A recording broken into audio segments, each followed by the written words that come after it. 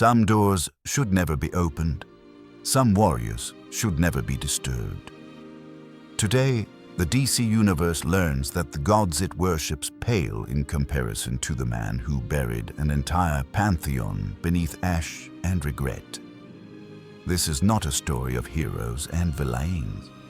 This is a story of what happens when a ghost crashes into paradise, and paradise doesn't understand that some men just want to be left alone. The sky above Themyscira tears open at dawn, not with the elegant shimmer of a boom tube or the crackling energy of a Speed Force breach. This is violent, primal, wrong. The fabric of reality screams as it splits, bleeding colors that have no name in any language spoken by gods or mortals. The rift pulses with golden light touched by crimson ash, and through it falls a man who has walked through death so many times that death itself has learned to step aside. Kratos hits the beach hard enough to crack the ancient stone beneath white sand. The impact sends a shockwave across the island, rattling the columns of temples that have stood for 3,000 years. Waves retreat from the shore as if the ocean itself recognizes what has arrived and wants no part of it.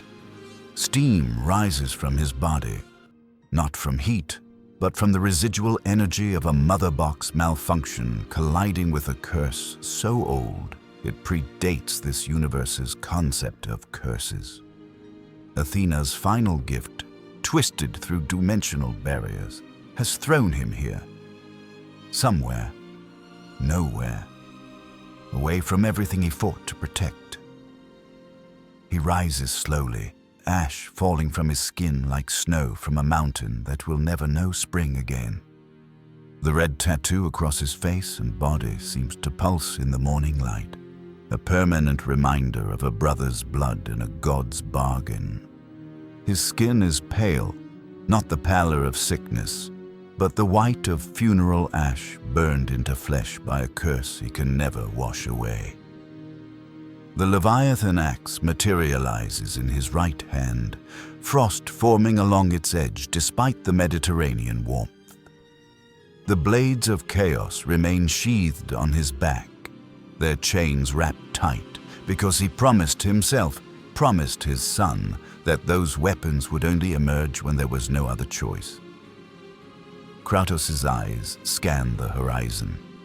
Marble temples, bronze statues of women warriors, architecture that screams of Greek influence but feels wrong, too clean, untouched by the blood and betrayal that soaked Olympus in its final days. His jaw tightens. Not again. He cannot do this again. Whatever this place is, whatever gods call it home, he wants no part of their games, their wars, their endless cycle of pride and punishment. I seek no conflict, he says to the empty beach, his voice like grinding stone. I wish only to leave. The answer comes in the form of 20 Amazonian warriors cresting the dunes, spears raised, eyes sharp with the discipline of immortal soldiers who have never known defeat on their own soil. They see a blood-soaked giant carrying weapons of war, standing in the crater of his own arrival, speaking in a language their magic translates but their instincts reject. They see a threat. They see an invader. They see everything their queen trained them to eliminate before it can harm their paradise. Kratos sees soldiers. He sees weapons pointed at him.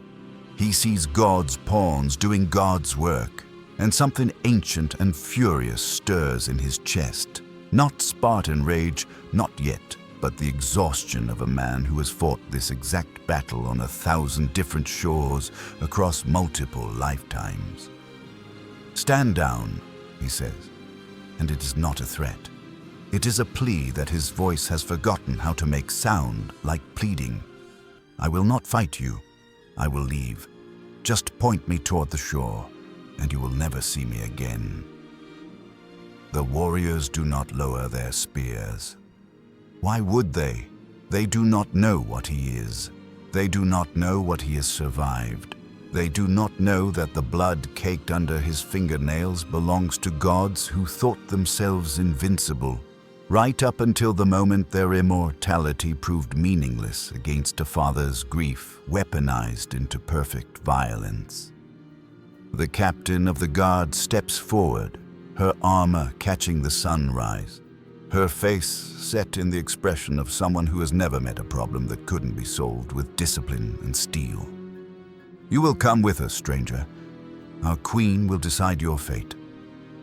Kratos closes his eyes, breathes once, twice, remembers Atreus' voice. "We have to be better." Remembers Faye's final wish, "Be the god you want him to see." "I do not wish to hurt you," Kratos says, and opens his eyes. "Do not make me." The warriors charge. Kratos moves. Not to kill. He has spent years learning the difference between violence and slaughter, between survival and massacre. The Leviathan axe sweeps in a wide arc, using the flat of the blade to send 3 warriors flying backward into the sand, bruised but breathing. He sidesteps a spear thrust, catches the shaft, and snaps it with his bare hand before throwing the warrior gently for him, into the surf. Another comes from behind. He spins, blocks her strike with his forearm, and uses her own momentum to flip her over his shoulder onto the beach with enough force to knock the wind from her lungs, but not enough to break her spine. They keep coming. They are brave.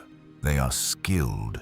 They are immortal warriors trained by the greatest fighters in creation, and against anyone else, they would be unstoppable. But Kratos killed the Furies, the Sisters of Fate, and the embodiment of death itself. These warriors, for all their skill and courage, are not in that pantheon. The fight lasts 90 seconds. When it ends, 20 Amazons lie groaning in the sand, alive, conscious, humiliated. Kratos stands in the center of them, not even breathing hard, the axe already dissolving back into ether. He did not draw the blades. He did not enter rage. He simply moved through them like water through a broken dam. Inevitable, unstoppable, and utterly without malice. "I do not want this," he says to the beach, to the warriors, to whatever gods are watching from their temples. "I just want to be left alone."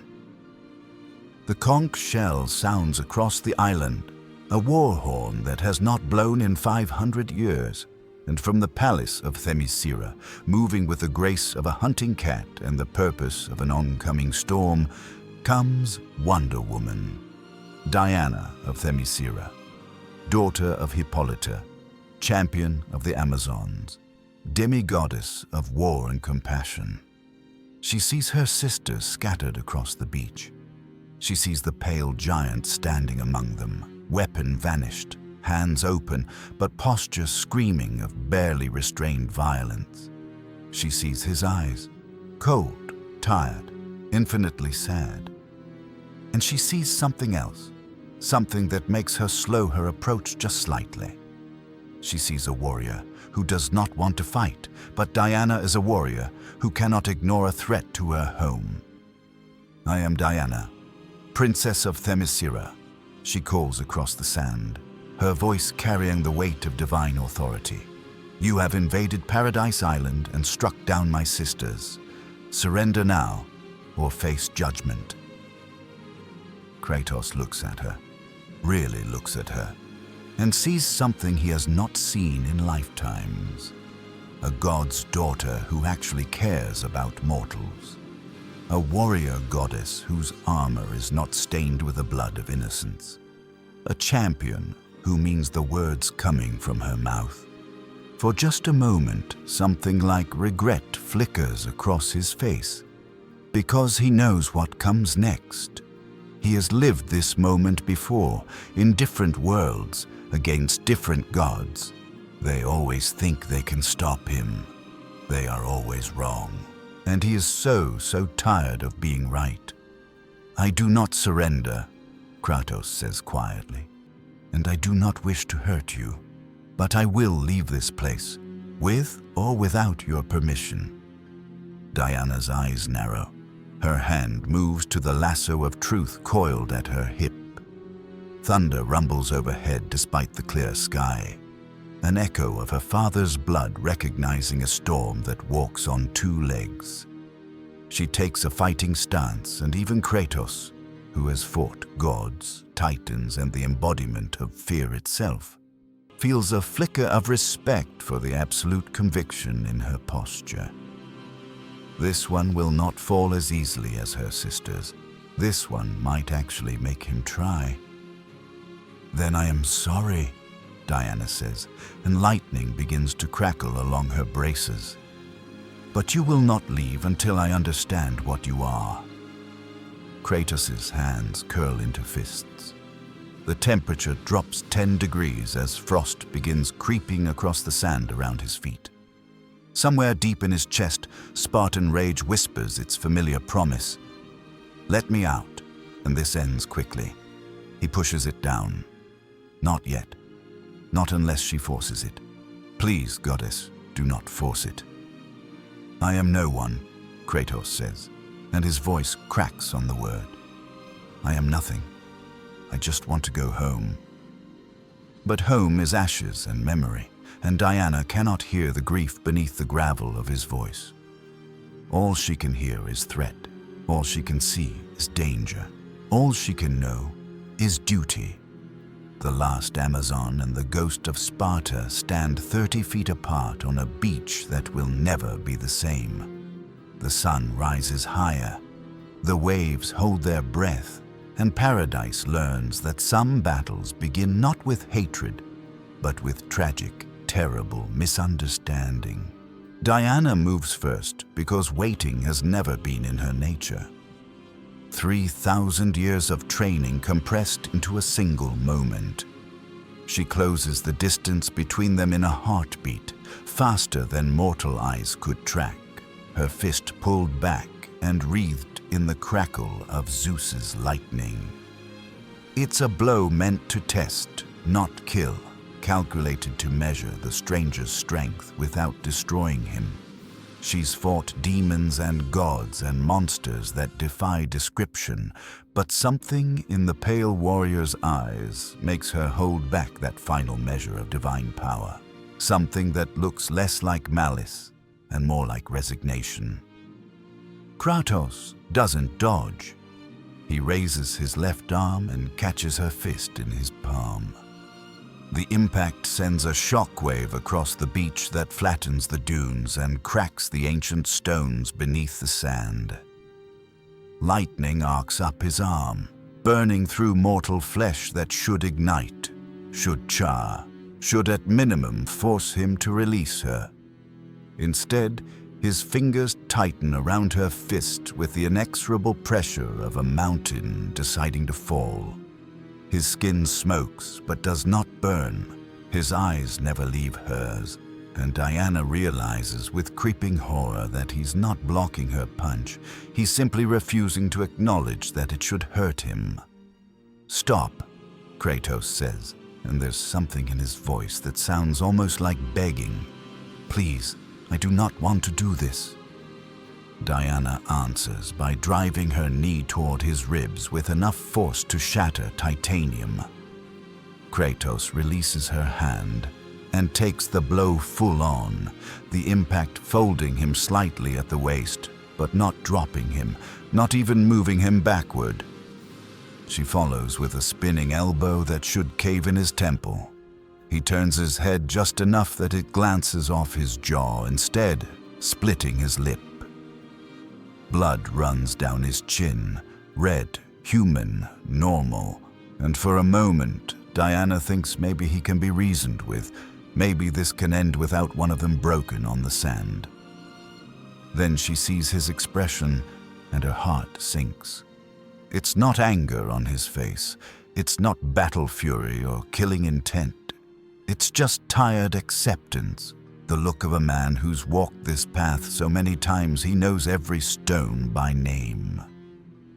"Warrior goddess," Kratos says quietly, wiping blood from his mouth. "I have killed the god of war. I've slain the king of Olympus. I've destroyed Pantheon." He looks at her with eyes that have seen the death of everything. "Do not make me add your name to that list." Diana's answer is the lasso of truth, golden and burning with Hestia's sacred fire, whipping through the air faster than thought. It wraps around Kratos' torso 3 times, tightening with the compulsion of absolute honesty that has broken the will of demons and gods alike. The lasso burns hot enough to make the air shimmer, its magic designed to sear through deception and force even the most stubborn liar to speak truth. Kratos stands there, wrapped in golden fire, and does not scream, does not struggle, just looks down at the rope binding him like it's one more chain in a lifetime of chains, one more prison built by gods who think rope and magic are enough to hold what he's become. "What are you?" Diana demands, and the lasso pulses with the command. "Why are you here? What do you want?" The lasso compels truth. It offers no escape. Kratos has no choice but to answer, and when he speaks, his voice is raw with something worse than pain. It's honesty stripped of all the careful walls he's built to keep the past buried. "I am Kratos, Ghost of Sparta, god of war, killer of Olympus. I am here because the gods will not let me rest. I want nothing. I want silence. I want peace. I want my son to never become what I am." Diana's eyes widen. The lasso shows her flashes. Blood-soaked memories bleeding through the golden light. A child's ashes on a warrior's skin. A pantheon burning. A mountain of corpses built from gods who thought themselves untouchable. She sees a monster. She sees a father. She sees both things at once and cannot reconcile them, cannot understand how the same hands that cradle a boy with infinite gentleness also tore the head from the sun god and plunged the world into darkness. The lasso shows only truth, and the truth is too large, too terrible, too complicated for simple categories like hero and villain. "You killed gods," Diana whispers, and she doesn't know if it's an accusation or a question or just shock trying to find words. Yes, Kratos doesn't look away. They deserved it, all of them, every single one, even the innocent. Something breaks in Kratos' expression. Something old and carefully buried claws its way to the surface. There were no innocent gods in Olympus. Only those who committed atrocities and those who watched and did nothing. His voice drops to barely a whisper. But there were innocents.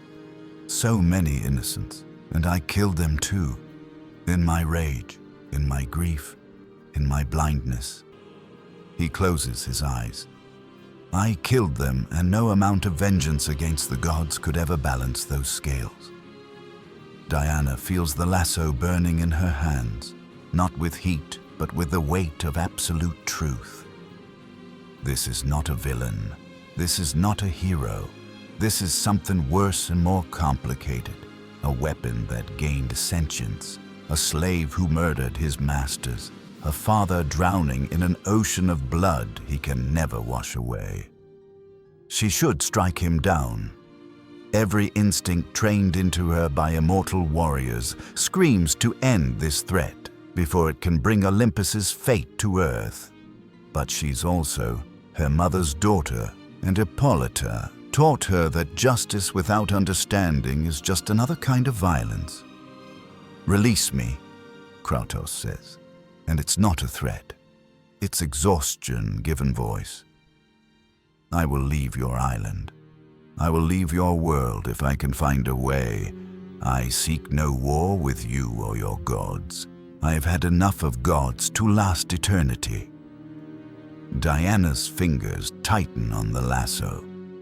She should hold him, should bring him before the Justice League, before the authorities who handle threats beyond mortal comprehension.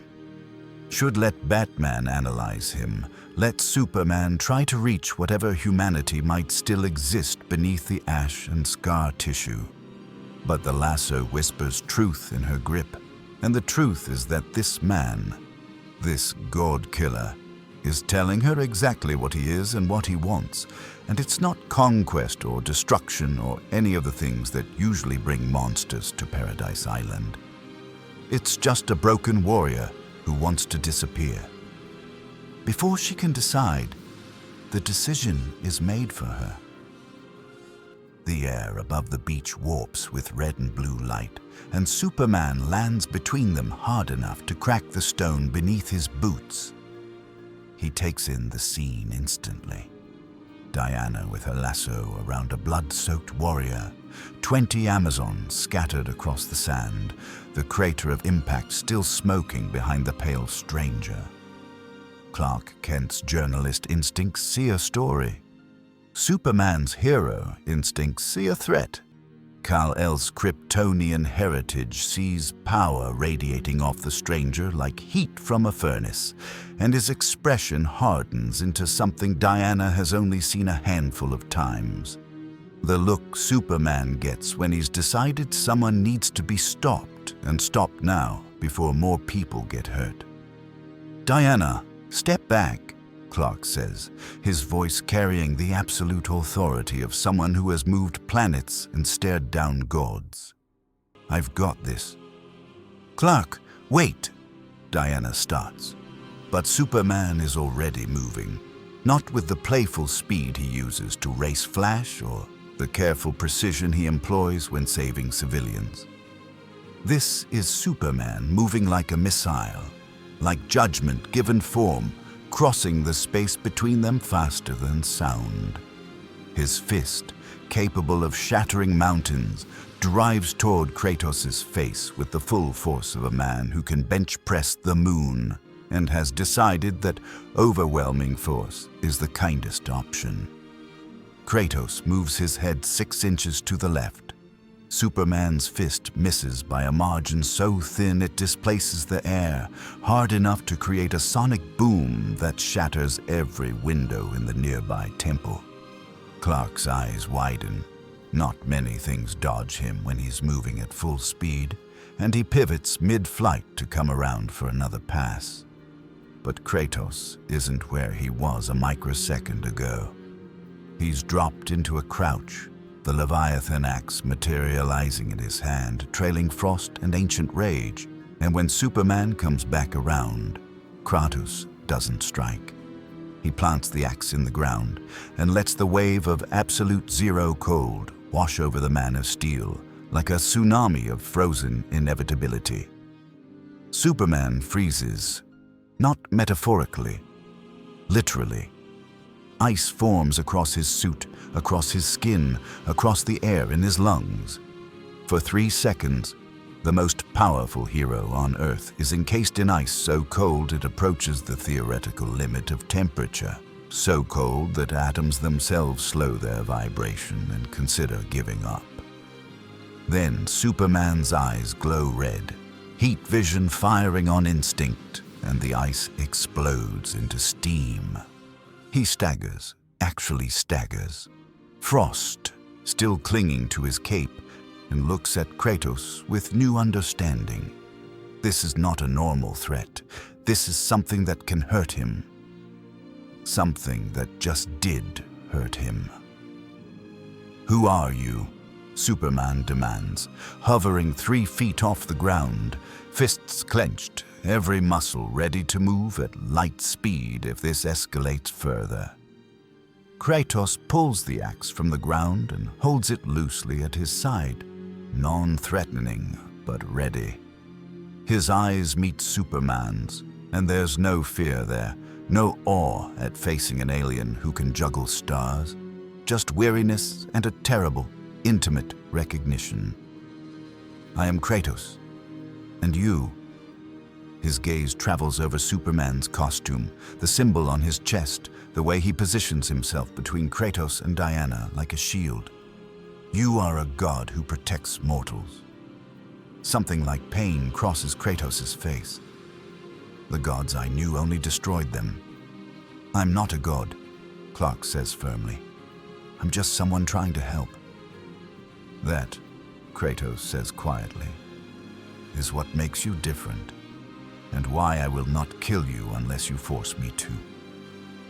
The beach falls silent except for the sound of waves and Diana's sisters groaning as they regain consciousness. Superman floats there, X-ray vision examining the stranger, seeing the impossible density of his bones, the scar tissue layered so thick it's replaced entire sections of muscle, the foreign metals bonded to his skeletal structure that don't match anything on Earth's periodic table. He sees a weapon, he sees a survivor, he sees someone who has been through so much trauma that pain has become his natural state. And Clark Kent, who grew up in Kansas, learning that everyone deserves a chance. Wars with Superman, who has buried too many friends to take chances with unknown threats. Diana, Superman says slowly, never taking his eyes off Kratos. What did the lasso tell you? Diana looks at the golden rope still coiled in her hand, still warm with the truth it pulled from the stranger's soul. It told me he's not lying about any of them. He killed gods, Clark, an entire pantheon, and he doesn't want to do it. He just wants. She stops, because saying it out loud sounds impossible. He just wants to be left alone. Superman's jaw tightened. People who just want to be left alone don't leave Kratos alone. No, Kratos couldn't. But people who did not choose to be here do. For a long moment, nobody moves.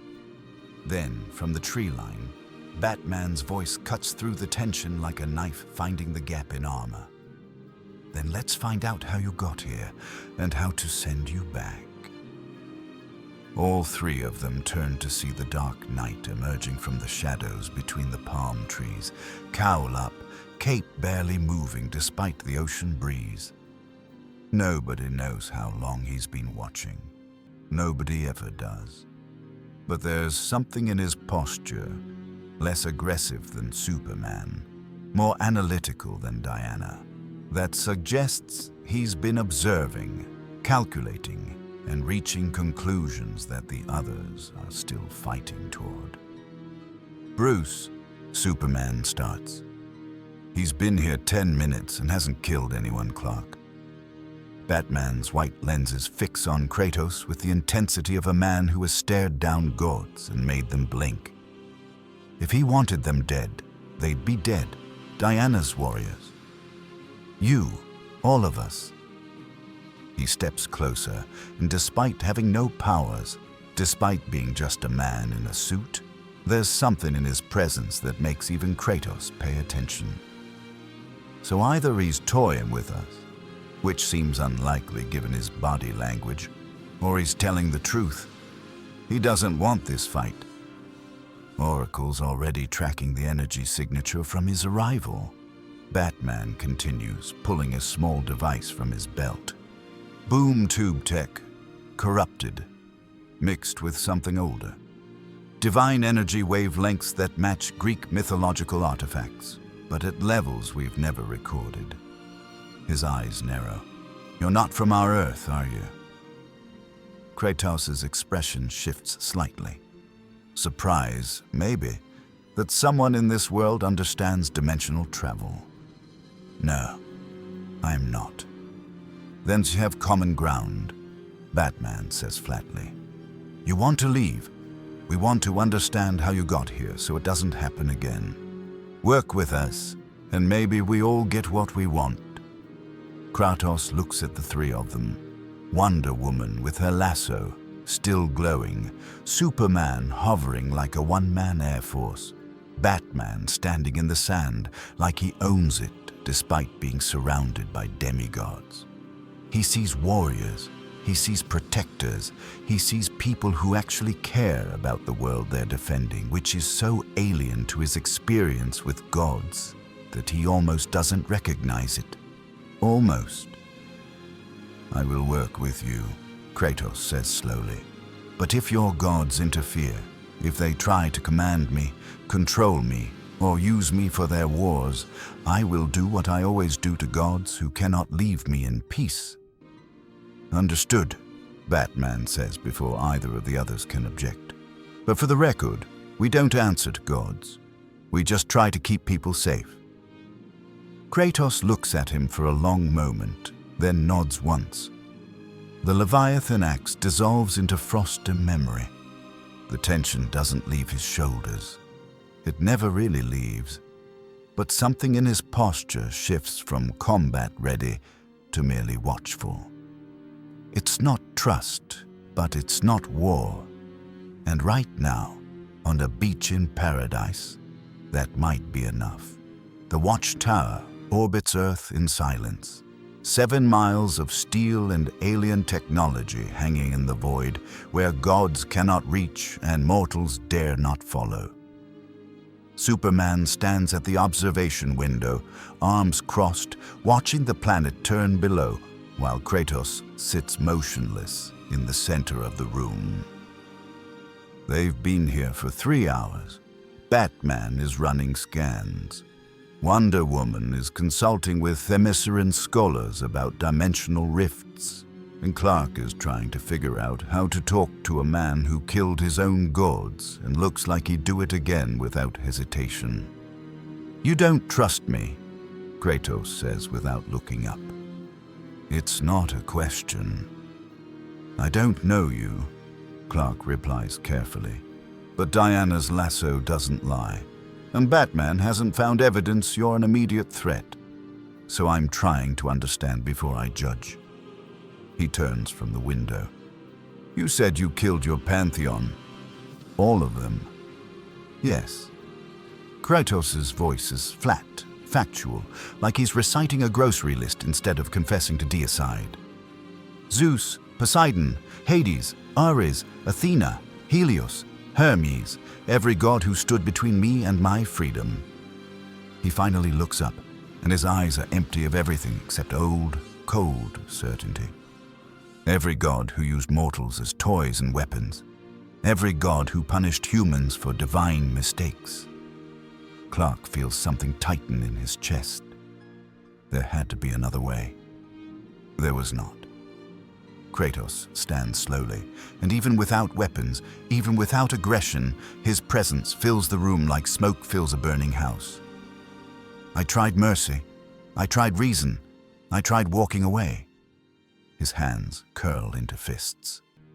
"The gods do not allow walking away. They dragged me back, used me, broke me, took everything I loved, and made me destroy it with my own hands." His voice drops to something barely above a whisper. "So I made sure they could never do it again. To anyone." Superman hears the pain beneath the words, the kind of agony that doesn't heal because it's not supposed to heal. It's just supposed to be endured until it eventually kills you or turns you into something that can't feel anymore. He's heard that tone before. In Bruce's voice when he talks about Crime Alley, in Diana's when she mentions the world of men's wars. But this is worse. This is what happens when that pain gets weaponized, pointed at the divine, and given 500 years to sharpen itself into perfect killing form. "My gods," Clark starts, then stops. "Krypton's pantheon died with Krypton, if they ever existed at all. The gods I know, Diana's gods, they're not like that. They have flaws, yes. They make mistakes. But they also inspire, protect, give people hope." Kratos laughs, and it's the saddest sound Clark has ever heard. That is what they want you to believe. That is what they always want you to believe. Until you are no longer useful, until you question, until you dare to want something they have not given you permission to want. He meets Clark's eyes. Tell me, man of steel, if your gods commanded you to kill innocents, to destroy cities, to burn the world for their glory, what would you do? I'd refuse, Clark says immediately. And then I'd find another way. I'd talk to them, reason with them, make them see. And if they did not listen, Kratos interrupts. If they punished you for refusing, if they took everyone you loved and made you watch them suffer for your disobedience, if they gave you a choice between your soul and your family. He takes a step closer. What would you do then, Superman? The silence stretches between them like a chasm neither can cross. Clark wants to say he'd find a way, that there's always a way, that hope and compassion can solve anything if you just believe hard enough. But he's also honest enough to know that's the answer of someone who's never had to make that choice, never been backed into that corner, never had to choose between being good and protecting the people he loves. I don't know, Clark admits quietly. I hope I'd never have to find out. Hope. Kratos says the word like it's a foreign language he barely remembers. My second wife told me about hope. She said it was the last thing in Pandora's box, the one thing the gods could not corrupt or control. His expression softens just slightly. She was wrong. Hope dies too, just slower than everything else. Then why did you stop? Clark asks suddenly. If hope is dead, if gods are irredeemable, why didn't you kill Diana's sisters? Why didn't you fight me to the death? Why are you sitting here talking to me instead of tearing through this station? He moves closer, and there's no aggression in it, just genuine curiosity. Because I saw your eyes on that beach, Kratos. You didn't want to hurt anyone. You pulled your punches. You could have killed me with that frost, frozen my cells solid before I could react, but you didn't. Why? Kratos is quiet for a long time. When he speaks, his voice is barely audible. Because my son is watching. Always. Even across dimensions, across death, across universes, he is watching to see what kind of god I become. He looks at his hands, scarred and massive and capable of crushing diamonds. And I will not let him see his father become what I destroyed. Clark feels something shift in his understanding. This isn't just a killer mourning his victims. This is a father trying desperately to be better than his nature, fighting every instinct he's honed over centuries of violence, choosing mercy over vengeance despite every atom of his being screaming for blood. It's the hardest kind of heroism, the kind nobody sees, the kind that doesn't come with applause or gratitude, just the quiet daily choice to not become the monster everyone fears you are. Your son, Clark says gently. What's his name? Atreus. And for the first time since landing on Themyscira, something almost like warmth enters Kratos' voice. He is everything I am not. Kind, curious, hopeful. A pause. Good. He learned it. Somewhere, Clark points out. Kratos' jaw tightens. Not from me, from his mother. I'm simply trying not to destroy what she built. Before Clark can respond, alarms shriek through the watchtower. Red emergency lights strobe across the walls as Batman's voice cuts through the speakers, sharp and urgent. We've got incoming, fast, Olympian energy signature. A pause, and even through the comm, Clark can hear the concern. It's Ares. Kratos rises to his feet, and the temperature in the room drops 20 degrees. Of course it is. His voice is resigned, tired, but underneath there's something else. Old, familiar rage stirring like a dragon waking in a cave it's slept in for far too long. The god of war always finds the warrior, It is his nature. He's Diana's half-brother, Clark says quickly. He's fought us before, but he's also helped us. He's complicated. All gods are complicated, Kratos says, and the blades of chaos materialize on his back for the first time, their chains writhing like living things, their edges glowing with heat that makes the air shimmer. Until you give them a simple choice, leave me alone or die. Then they become very simple, very quickly. Superman moves between Kratos and the door. I can't let you kill a god on my watch, not without trying diplomacy first. Kratos looks at him, and there's something almost like respect in his eyes. You are a good man, Kal-El. Your parents raised you well, but you have never faced a god who sees you as property, as weapon, as toy to be used and discarded. The blades ignite, fire crawling up the chains. I have, and I'm done being used. The watchtower shudders as something massive strikes the hull. Through the observation window they see him, Ares, god of war, armored in bronze and fury, riding a chariot pulled by horses made of living flame. He's larger than life, literally, standing 12 feet tall with a helmet that drips blood into the void of space.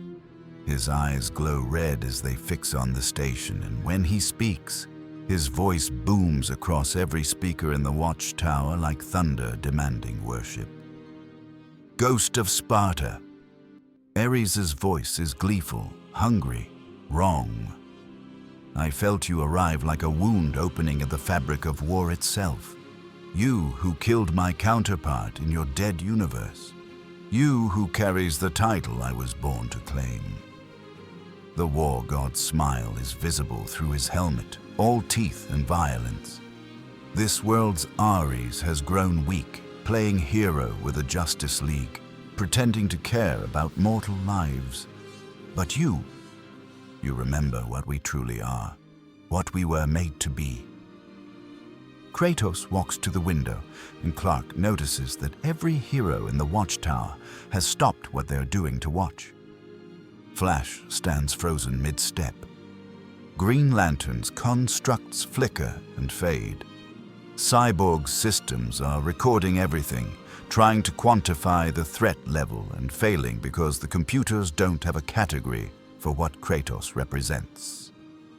I am not what I was, Kratos says, and his voice somehow carries through the vacuum to reach Ares like a thrown knife finding its target. I am not a god of war. I am not a weapon. I am a father trying to be better than his past. Ares laughs, and it's the sound of nations burning.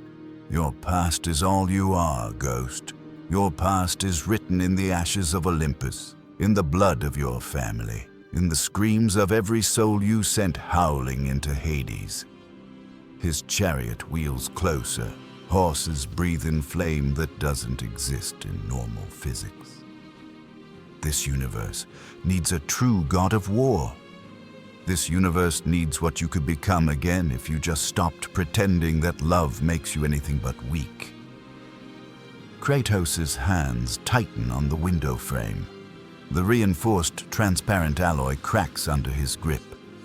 Leave, now, while I still remember why killing you would be wrong. Or what? Ares spreads his arms wide, weapons materializing in each hand, a sword that bleeds shadows, and a spear that screams when it moves through space. You'll kill me like you killed my better self. You'll paint this station with god blood and prove me right. He leans forward. I'm counting on it, Ghost. Show these heroes what you really are. Show them why gods should be feared, not worshipped. Show them why war is the only truth that matters. Superman starts to move forward, heat vision charging, but Kratos raises one hand. Not commanding, just asking for one moment. This is not your fight, Superman. This is not your burden. Let me... No, Clark says firmly. This is exactly my fight, because I don't care what universe you're from or what pantheon you destroyed. On this earth, we don't solve problems by killing gods. He looks Kratos in the eye, and I believe you don't want to either. Not anymore. Kratos stands there, the blades of chaos burning on his back, Ares waiting in the void beyond the window, Superman standing between him and the choice that has defined every moment of his life since he first picked up a weapon in Sparta 500 years ago. The choice between what he was built to be and what he's fighting to become. The choice between the monster that solves every problem with violence and the father who promised his son that they would be better. His hands slowly unclench from the window frame. The blades dim slightly.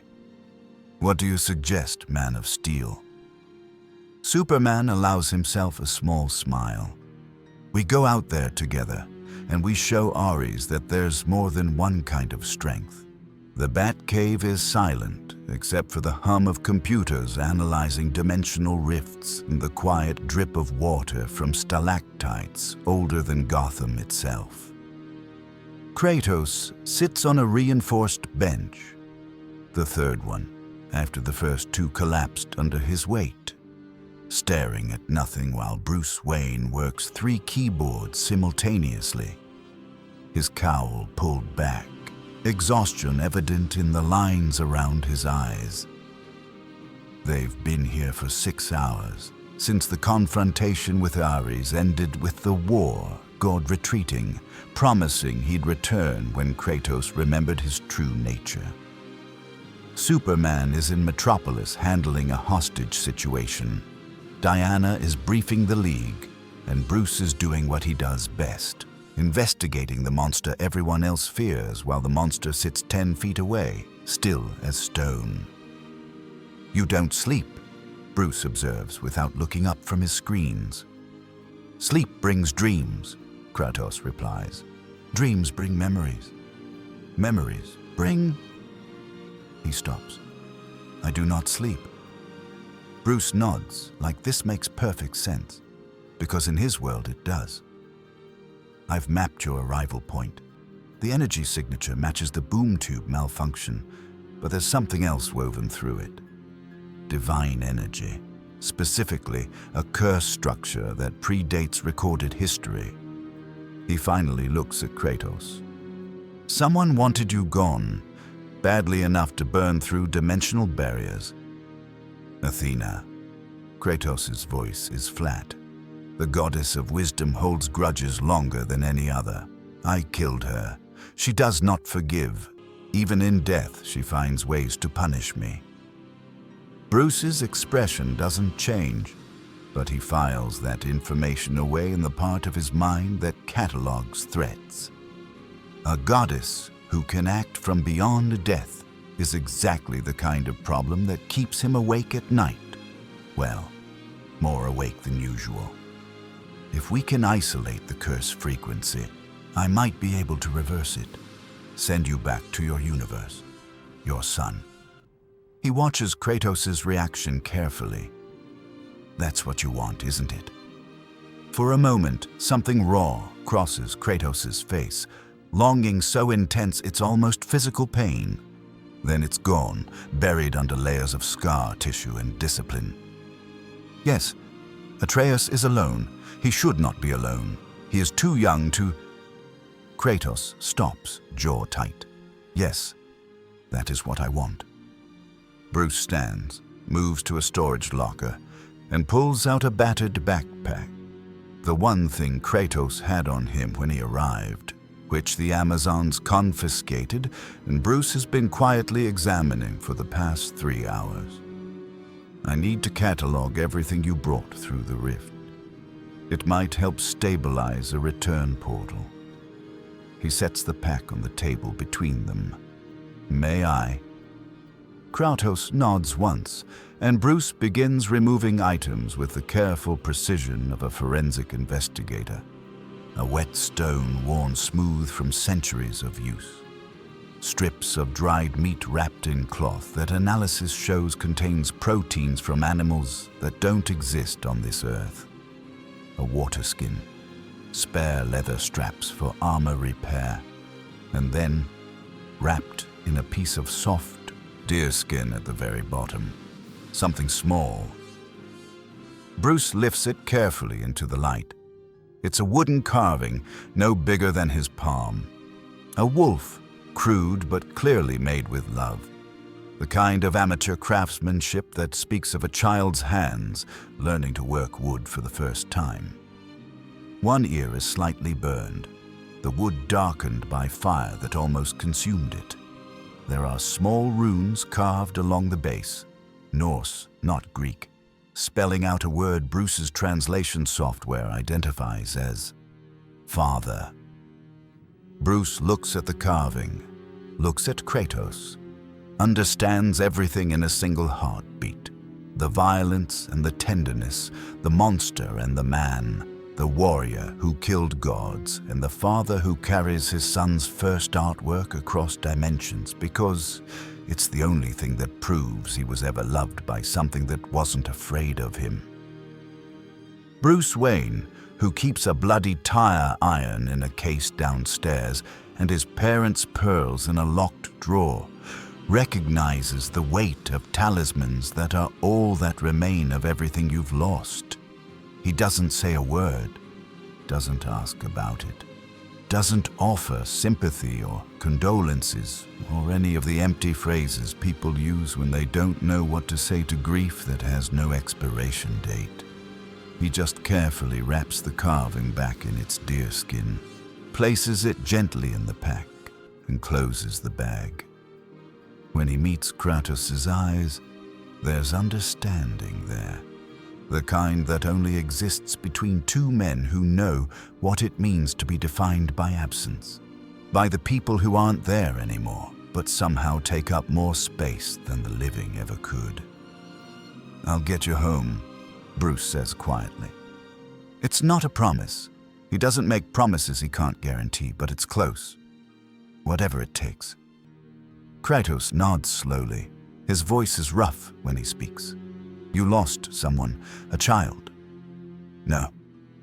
Bruce returns to his computers, but his shoulders are tight. "I was the child who was lost, but I understand what it means to carry them with you, the dead, the ones we couldn't save." He pulls up a holographic schematic of the dimensional rift. "It's why we do this, why we put on the masks and fight the monsters. So maybe one less person has to carry that weight." "Noble," Kratos says, and there's no mockery in it. Just observation. Your gods would have considered such thinking weakness. Good thing I don't answer to gods. Bruce's fingers fly across the keyboard. I've got the curse frequency isolated, but reversing it requires power I don't have access to. Divine-level energy channeled through a focus point. He brings up an image. The mother box Diana recovered from the arrival site. This caused the malfunction. If we can repair it and channel enough energy through it, we might be able to open a stable portal back to your dimension. "How much energy?" Kratos asks. "More than anything on Earth can generate safely." Bruce pulls up power calculations that make no sense to anyone without 3 PhDs. We'd need something equivalent to a controlled nuclear reaction combined with Speed Force energy and topped off with magic from the Rock of Eternity. He looks at Kratos. It's theoretically possible, but it would take time, resources, and cooperation from people who aren't entirely sure you won't murder us all if you get bored. Kratos almost smiles. Almost. I do not get bored. I get impatient. Noted. Bruce saves his calculations and stands. There's a room upstairs. Reinforced. Private. Alfred will bring food. He'll knock first. He knows better than to surprise armed guests. He pauses at the stairs. "You're safe here, Kratos. Whatever you were in your world, whatever you did, here, right now, you're just a father trying to get home. That's enough for me. Kratos watches the detective walk up the stairs, this mortal man who dresses like a bat and fights gods without powers, who saw a broken warrior's most precious possession and understood that some things are too sacred to discuss. He thinks about Atreus, alone in Midgard, probably worried sick, probably blaming himself somehow, because that's what children do when their fathers disappear. He thinks about Faye's last words, "Be the god you want him to see." He thinks about Superman's question on the watchtower, "Why didn't you kill anyone?" Because Atreus is watching. Always watching, even across dimensions, even across death, even across the infinite space between what Kratos was and what he's fighting to become. The boy is watching to see if his father will choose rage or restraint, violence or patience, the monster or the man. Kratos reaches for the backpack and carefully removes the wooden wolf, holds it in his palm like it's made of glass instead of burned wood, traces the runes with one scarred finger. His son carved this during their first winter in Midgard, when they were still learning to be a family, when Atreus was still small enough to believe his father could protect him from anything. The boy's first attempt at art, his first gift. The proof that love existed between them despite everything Kratos had done, everything he was. "I will return to you, boy," Kratos whispers to the carving, to the empty cave, to the universe that separates them. "I swear it." Upstairs, Bruce Wayne sits at the Bat computer, pulling up files on Apokolips technology, Speed Force theory, and divine energy manipulation. Beside him, Alfred sets down tea and raises an eyebrow at the calculations covering 6 monitors. "Another impossible problem, Master Bruce?" "The best kind," Bruce replies. "The kind where success means a father gets to see his son again." He takes the tea without looking away from the screens. "Start reaching out to our contacts, Alfred. Discreetly. I need favors called in, access to resources most people don't know exist." His eyes narrow behind the cowl he's pulled back on. "And get me everything we have on gods, all of them. Greek, Roman, Norse, new gods, everything. Because if Ares comes back, I want to know exactly how to kill something immortal." Alfred allows himself a small smile. "Shall I prepare the guest room for extended occupancy?" "Yes." Bruce's fingers never stop moving across the keyboard. "Something tells me the Ghost of Sparta is going to be with us for a while. And Alfred," he finally looks up, "make sure he knows he's welcome. Not contained, not studied, just welcome." "Of course, sir." Alfred heads for the stairs, then pauses. "Master Bruce, he reminds me of someone." Bruce knows exactly who Alfred means. "I know. That's why I'm going to help him." In the reinforced room beneath Wayne Manor, Kratos sits on the edge of a bed that will probably collapse by morning, holding his son's carving, and allows himself something he hasn't felt in years. The faint, fragile hope that maybe, just maybe, this universe's gods might be different enough to let him go home. That maybe Superman's faith in redemption isn't just naive optimism. That maybe Bruce Wayne's quiet understanding means there are people in this world who see the man beneath the monster. Outside, Gotham's night deepens. In the cave below, computers calculate impossible equations. And somewhere between dimensions, Athena's curse begins to fracture under the assault of Earth's greatest detective refusing to accept that anything is truly impossible. The sky above Metropolis splits open 3 days later. not with the clinical precision of a boom tube, but with the raw violence of divine will tearing through reality like paper. The rift bleeds red and gold, and from it steps Ares, not the diminished version who fought the Justice League years ago, but something older, more primal, closer to what he was when gods still demanded blood sacrifice and humans built temples with trembling hands. He lands in Centennial Park at noon, when the sun is highest and witnesses are plentiful, because gods have always understood the value of an audience. "Ghost of Sparta!" His voice rolls across the city like thunder, shattering windows 6 blocks out, sending pigeons into panicked flight. 3 days you've hidden behind mortals and their pathetic technology. 3 days you've pretended to be something other than what we are. Ares drives his spear into the earth, and the ground cracks in a perfect circle 50 feet wide. "I am done waiting. Face me now, or I will carve my way through this city until you remember what it means to be the god of war." Civilians scatter, screaming. Police cordons form instantly. Metropolis has been invaded enough times that everyone knows the drill. News helicopters swarm like flies. And in the Bat Cave, alarms shriek as every monitor lights up with the same image. A 12-foot war god standing in the heart of Superman's city, demanding single combat with a warrior who destroyed an entire pantheon.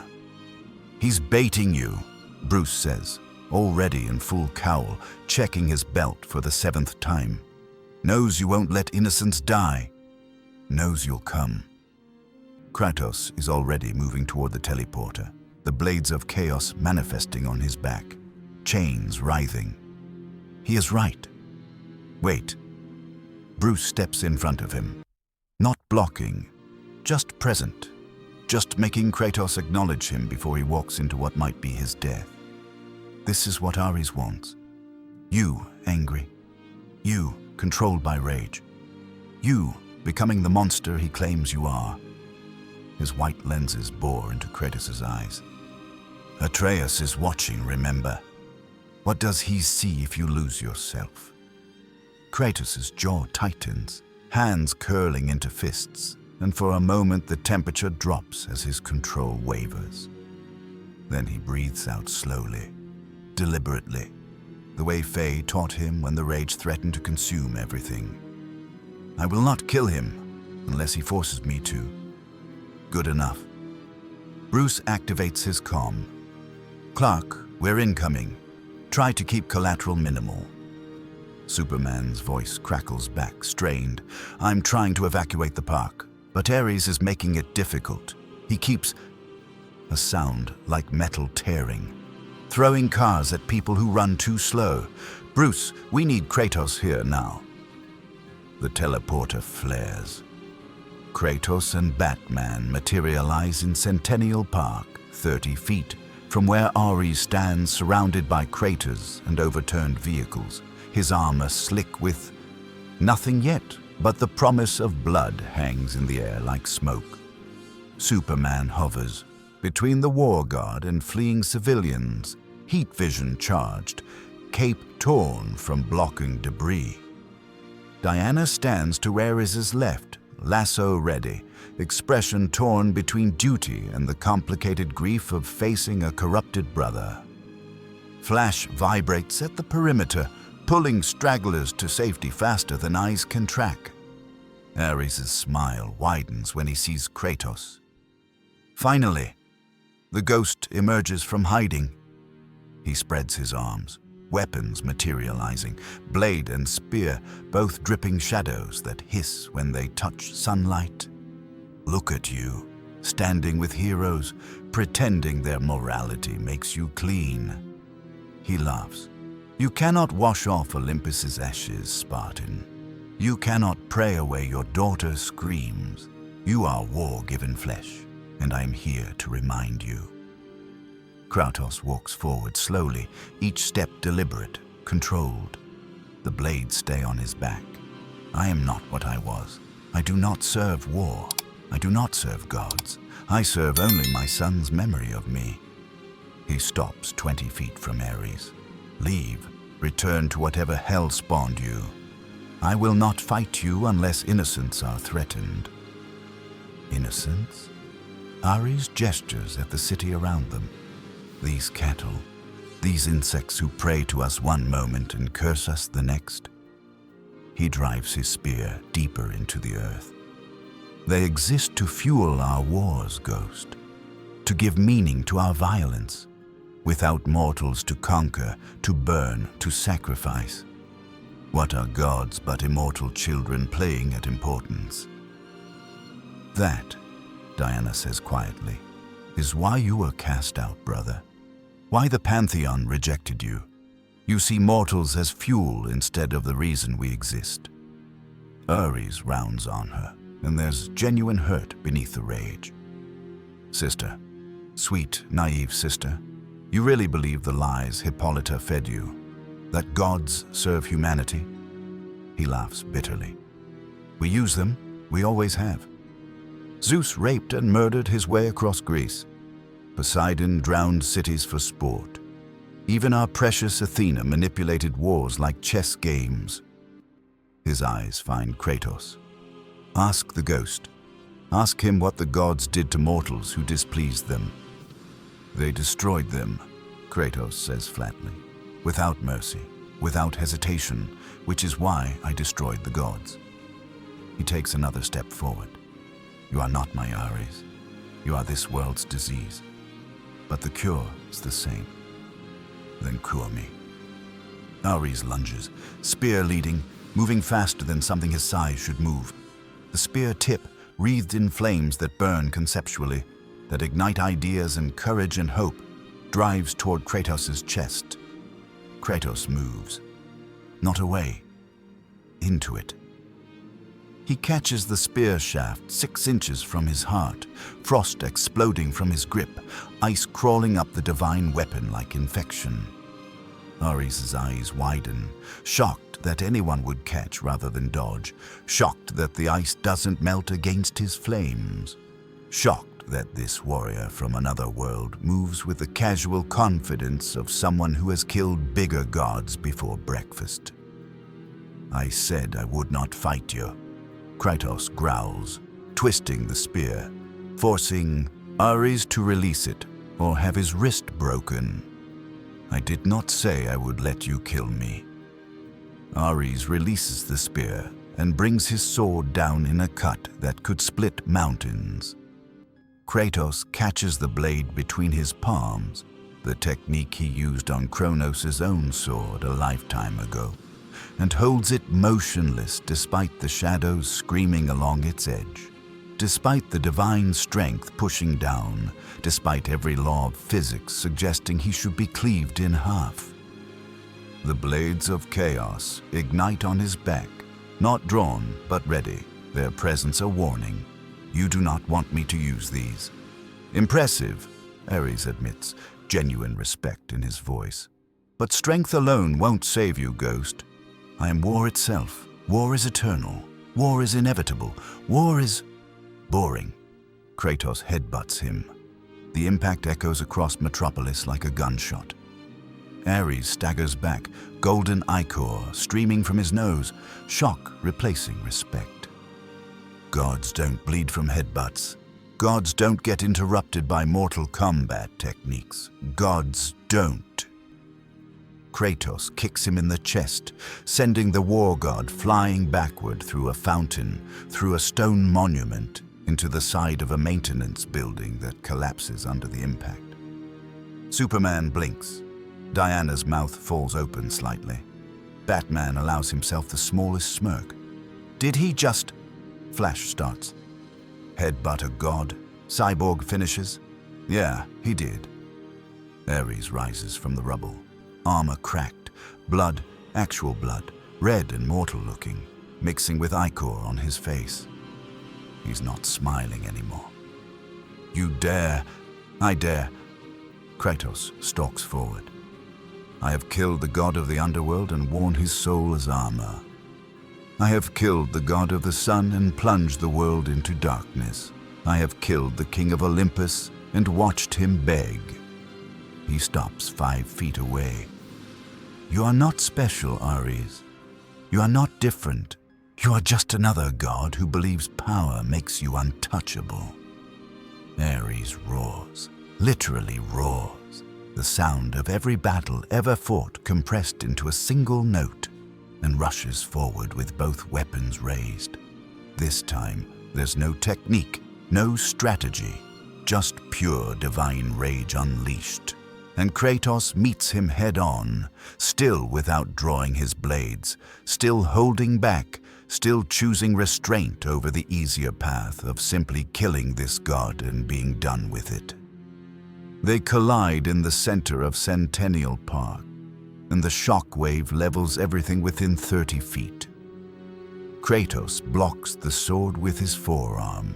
The blade bites deep, drawing blood, but not deep enough to stop him. He catches the spear thrust with his other hand, grips the shaft, and yanks Ares off balance. The war god stumbles, and Kratos uses the opening to drive his knee into Ares' solar plexus with enough force to crack divine ribs.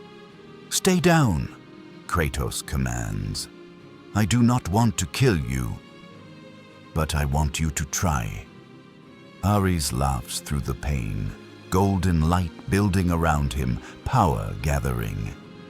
"Show them, Ghost. Show these heroes what you really are beneath the Father. Act. Show them the monster who burned Olympus. Show them." Superman lands between them, hands raised. "Enough. Both of you. This ends now." "No," Kratos and Ares say simultaneously. The only thing they've agreed on. But Clark doesn't move, doesn't back down, just stands there with infinite patience and infinite resolve. "Ares, you're under arrest for assault, destruction of property, and endangering civilians. Stand down, or I will make you stand down." Ares laughs, raising his weapons.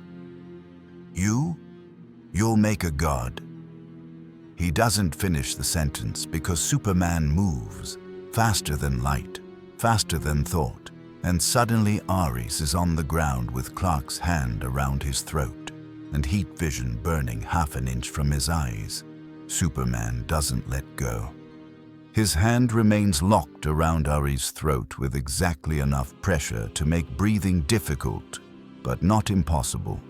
Heat vision burning so close to the war god's eyes that Ares can feel his corneas starting to cook. Clark's face is calm, almost serene, but there's absolute steel in his voice when he speaks. "I said enough. That wasn't a suggestion." Ares tries to move, tries to summon his divine strength, but Superman's grip tightens fractionally and the war god goes still. Not from fear, gods don't fear, or so they tell themselves, but from the sudden realization that this alien in a cape might actually be strong enough to make good on the threat burning 2 inches from his face. "You would not dare kill a god, Kryptonian. You are too moral, too bound by your precious code." "You're right," Clark says evenly. "I won't kill you, but I will drop you in the Phantom Zone for a few centuries until you learn that mortals aren't toys." The heat vision intensifies. "Your choice. Stand down, or find out what forever feels like." For a long moment, nobody moves. Then Ares' weapons dissolve into smoke and his body goes limp in surrender. "Fine, I yield. For now." His eyes shift to Kratos, standing 10 feet away with blood running down his forearm, the blade still undrawn on his back. "But this is not over, Ghost. I will return when your pet Kryptonian is not here to protect you, and then we will see what you truly are." Superman releases him and steps back, allowing Ares to stand. "If you come back to Earth, if you threaten these people again, I will personally ensure you regret it. Are we clear?" Ares brushes dust from his armor. Divine pride wounded more than his body. He looks at Diana, at the Justice League assembled around him, at Kratos standing silent and bleeding, clear as Olympus on the day it burned. He raises his hand, and a portal of red fire opens behind him. Enjoy your peace, heroes. Enjoy your pet god-killer. But remember, war is eternal, war is patient, and war always comes home. He steps through the portal and it collapses behind him, leaving only scorched earth and the smell of sulfur. The park is silent except for distant sirens and the rustle of flash vibrating nervously at the perimeter. Superman turns to Kratos, X-ray vision already examining the wound on his forearm. That needs medical attention. It will heal. Kratos watches the space where Ares vanished, expression unreadable. It always does. Diana approaches slowly, lasso coiled at her hip, concern evident in her eyes. You held back, against my brother. Why? You could have killed him the first 30 seconds. Kratos looks at her, then at Superman, then at the destroyed park around them. Because killing him would prove him right, would prove I am only what I was. A weapon, a monster, a god-killer who solves every problem with blood. He flexes his injured arm, testing the damage. My son believes I can be better, so I must be better, even when easier paths exist. Batman emerges from the shadows near a collapsed monument, already cataloging structural damage and calculating repair costs. Ares will return. He's wounded pride incarnate now. You embarrassed him in front of mortals and gods alike. That's not something his type forgives. I know. Kratos' voice is tired. Gods never forget humiliation. They nurse it like poison until it consumes everything.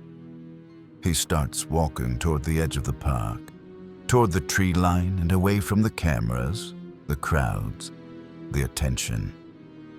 Which is why I must leave your world before more gods come seeking proof of their immortality. Superman flies ahead, landing in Kratos' path. Bruce is close to a solution. Another week, maybe 2. Can you wait that long?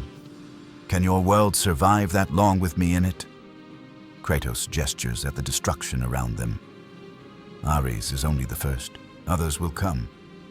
Greek, Norse, new gods. They will sense what I am, and they will test themselves against me. And eventually one will push too far. His hands curl into fists. And I will become what I fled across dimensions to escape. Then we make sure that doesn't happen, Diana says firmly. She moves to stand beside Clark, presenting a united front. You are not alone in this, Kratos. You have allies, people who understand what you are fighting to become. Allies. Kratos says the word like it's foreign. The gods gave me allies once. Forced me to watch them die, use their deaths to sharpen me into a better weapon. He looks at Diana with something that might be pity. I will not let that happen again. Not to you. Not to any of you. Before anyone can respond, the air pressure drops and reality folds sideways. A boom tube opens 20 feet away, larger than the ones Ares used, thrumming with power that makes the hair stand up on everyone's arms. From it steps a figure that makes even Superman tense. Darkseid, Lord of Apokolips, tyrant of 1,000 worlds, wearing his stone face and eyes that burn with Omega energy. He surveys the destroyed park with something that might be amusement, then turns his attention to Kratos. Sir, Darkseid's voice is granite grinding against iron. This is the god-killer who has Earth's heroes so concerned. He takes a step forward, each footfall cracking pavement. I felt your arrival 3 days ago, felt the dimensional barriers scream as something old and violent forced its way into this universe. His lips curved slightly. I had to see for myself what manner of weapon had been delivered to my doorstep. Superman moves between them instantly. Turn around and leave, Darkseid. Now, before this gets worse. Worse? Darkseid doesn't even look at Clark. His eyes remain fixed on Kratos with the intensity of a scientist examining a particularly interesting specimen. I am not here to fight, Kryptonian. I am here to offer our new arrival a choice. He spreads his arms slightly. Kratos of Sparta, Ghost, God-killer, destroyer of Olympus. I know what you are because I am the same, a weapon that gained consciousness and then turned on its creators. Kratos' eyes narrow. I am nothing like you. No, Darkseid's smile widens. I was forged as an instrument of conquest. Raised to serve the old gods of New Genesis. Told my purpose was to kneel and obey. The Omega energy in his eyes flares brighter. I killed them all. Every god who claimed dominion over me. Every master who thought they could control what I would become. I remade my world in my image, and now I offer you the same opportunity.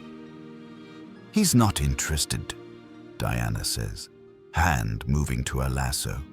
Let him speak for himself, Amazon. Darkseid finally acknowledges her with a dismissive glance. I offer you Apokolips, Ghost. I offer you an army of parademons, a fleet of warships, and the anti-life equation that gives dominion over all sentient will. His voice drops to something almost intimate. Join me. Help me conquer this universe. And when we are done, I will use my Mother Box technology to tear open your old universe so you can finish what you started. The complete extermination of every god in every pantheon that ever used mortals as playthings. The silence that follows is absolute. Even Flash stops vibrating. Cyborg's systems freeze mid-calculation. Batman's hand moves to his belt but stops, waiting. Because this is the moment that defines everything. The choice between what Kratos was and what he claims to want to be. Kratos looks at Darkseid for a long time, studies the tyrant who destroyed his own gods and built an empire on their ashes, sees the logical endpoint of his own rage, the path he could have walked if Faye hadn't found him, if Atreus hadn't given him a reason to be something other than vengeance given flesh. He sees what he almost became. What part of him still wants to become? Then he thinks of a wooden wolf carved by small hands, thinks of a boy's voice saying, "We have to be better," thinks of Superman standing between him and violence, thinks of Batman seeing his most precious memory and respecting it with silence, thinks of Diana offering truth and trust despite every reason to see him as threat. No, Kratos says quietly. Darkseid's expression doesn't change, but something flickers in his eyes. Surprise, maybe, or disappointment. No, I destroyed my pantheon because they used me, controlled me, made me into a weapon.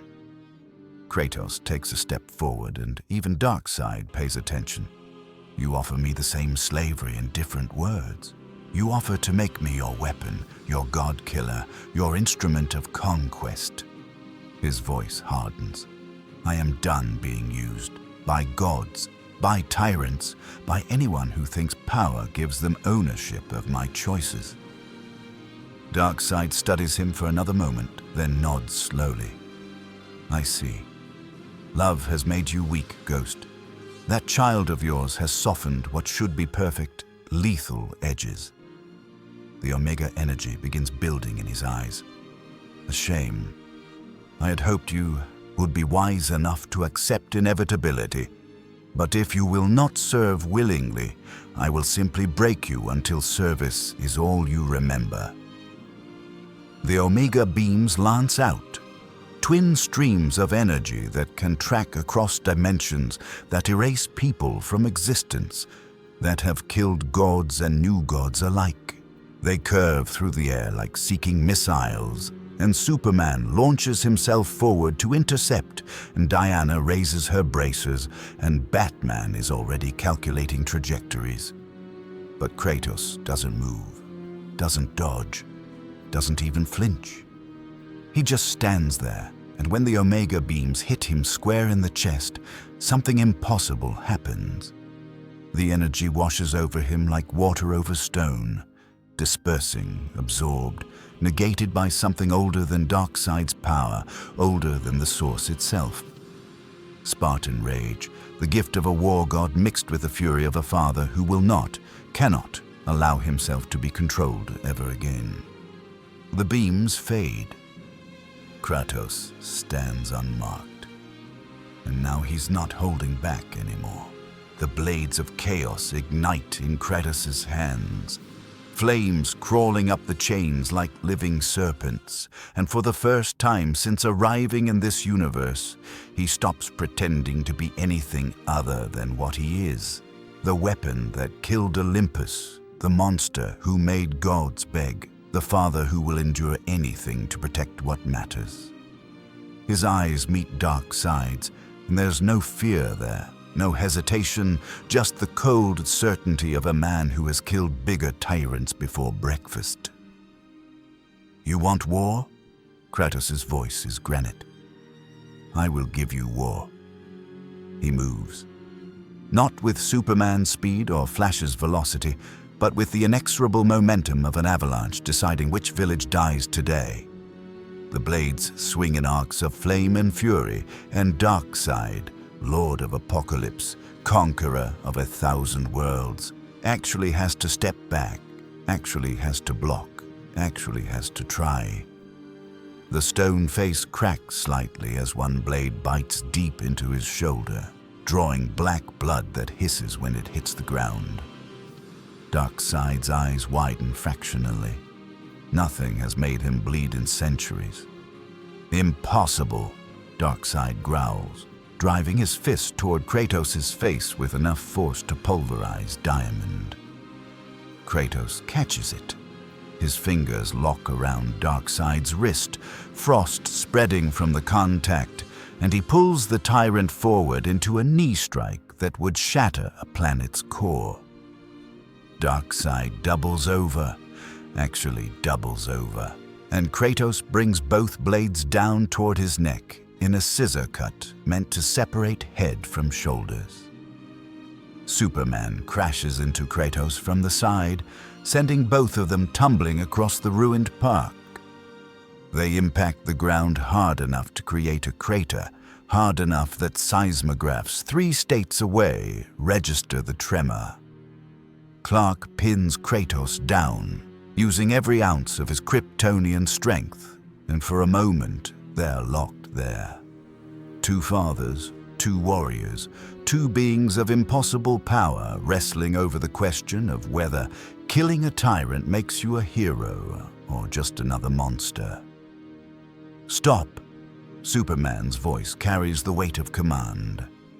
"This is exactly what he wants. He's testing you, pushing you to prove Ares right." Kratos struggles against Clark's grip, the blade still burning, Spartan rage threatening to overwhelm everything. "He tried to enslave me. He tried to erase me. He failed." Clark's grip tightens. "And you survived. You won. But if you kill him now, if you let the rage take over, then Ares wins. Darkseid wins. Everyone who ever said you're nothing but violence wins." His eyes bore into Kratos's. Is that what Atreus sees? His father losing control the moment someone pushes back? The words cut through the rage like Faye's voice used to, like Atreus's questions do, like the wooden wolf carving weighs against his chest. Kratos stops struggling. The flames on the blades dim slightly. His breathing slows from the ragged edge of rage to something approaching control. "I am not a weapon," he says, and it sounds like he's trying to convince himself as much as Superman. "I know," Clark says quietly, "which is why I'm not letting you become one." Darkseid rises from where Kratos left him, one hand pressed to the wound on his shoulder, black blood seeping between his fingers. He's smiling, actually smiling, because bleeding means testing, and testing means learning, and learning means he now knows exactly what Kratos is. "Magnificent. You have the power to end me, but the weakness to hesitate. The perfect combination of strength and flaw." He opens a boom tube behind him. "I will return, Ghost, when you are alone, when your pet heroes cannot hold your leash, and then we will finish what we started." "If you return to Earth," Diana says, stepping forward with lasso ready, "you will face all of us, not just Kratos, all of us." Darkseid's smile widens. "I'm counting on it, Princess." He steps backward into the boom tube. "War is coming to your world, heroes. Not because I bring it, but because you harbor a warrior who attracts it like blood attracts sharks." His eyes find Kratos one last time. "The gods will never leave you alone, Ghost. It is not in their nature. And eventually, you will remember that the only permanent solution to gods is extinction." The boom tube collapses. The park is silent except for sirens getting closer and news helicopters circling overhead. Superman releases Kratos and stands, offering his hand. Kratos looks at it for a long moment.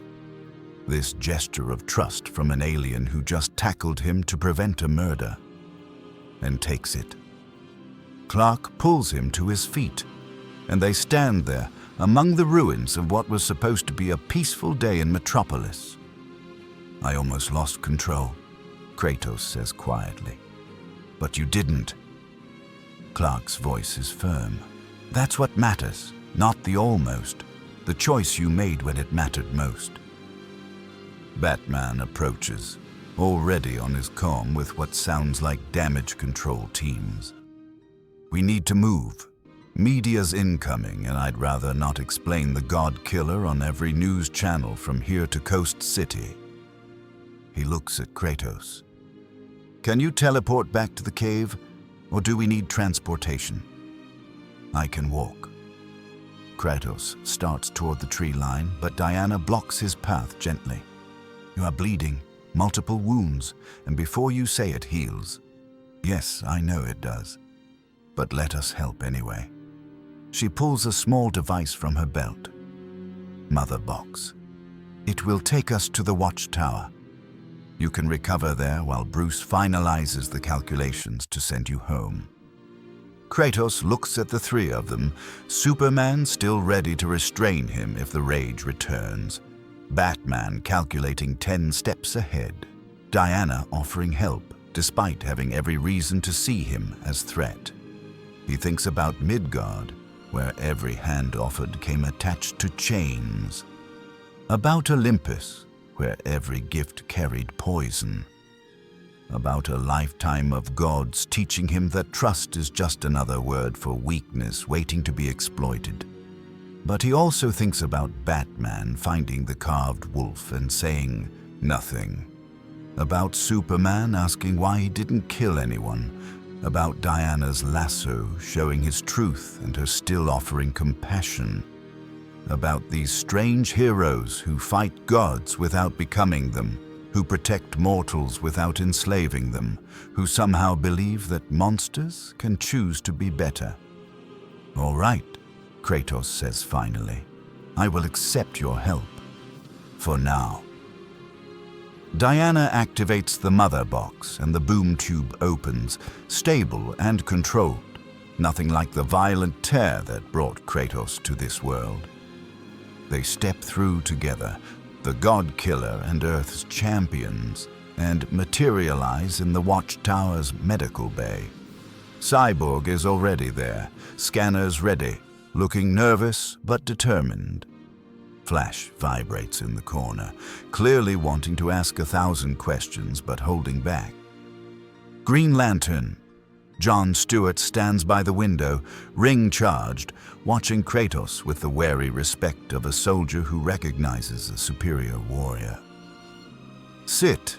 Cyborg gestures to a medical table reinforced enough to handle metahuman weight. Let me scan the damage Darkseid did. Those Omega beams should have erased you from existence. I need to understand why they didn't. Kratos sits slowly, and it's only now that the adrenaline is fading that he realizes how much the fight actually hurt. The wound on his forearm from Ares' blade is deep, bone visible beneath torn muscle. His ribs are cracked from Darkseid's punch. His skin is covered in burns from where the Omega beams tried and failed to erase him. He's been hurt worse. Much worse, but it's been a long time since he fought two gods in one day, and his body is reminding him that even god killers have limits. Spartan rage, Kratos explains as Cyborg's scanners wash over him. It is a gift from the god of war mixed with my own fury. When active, I become temporarily immune to death itself. The Omega beams are powerful, but they are not stronger than my refusal to die before seeing my son again. Cyborg whistles low. That's not scientifically possible. You essentially rejected erasure through sheer willpower. I have done more impossible things. Kratos winces as Cyborg begins cleaning the arm wound. I walked out of Hades. Twice, I held open the jaws of Hades with my bare hands while my past self escaped. He stops. I've survived things gods did not believe could be survived, because I am too stubborn to die when dying would be easier. Flash finally speaks up, unable to contain himself any longer. Dude, that is the most metal thing I've ever heard. You literally refused to be erased because you were too angry to let the universe tell you no. He grins. I like you. You're terrifying, but I like you. Despite everything, despite the pain and exhaustion and the weight of having fought two gods while holding back from what he used to be, Kratos almost smiles. Almost. Your speed. I have seen it used only for escape and rescue. You could be a warrior. Nah, Flash shakes his head. Fighting's not really my thing. I'd rather save people than hurt them. Different strokes, you know. Kratos studies him. This young man who has the power to kill before anyone could blink but chooses rescue instead, who could be a weapon but chose to be a shield. Your parents must be proud. Flash's smile falters slightly. My mom, she died when I was a kid. But yeah, I think she would be. The room goes quiet. Kratos looks at Flash with new understanding, seeing another person shaped by loss, by absence, by the hole where a loved one used to be. Then honor her. Continue to be the hero she believed you could become. It is all the dead ever ask of us. Superman, standing by the doorway, exchanges a look with Batman. This is not the monster Ares described. This is not the threat Darkseid tried to recruit.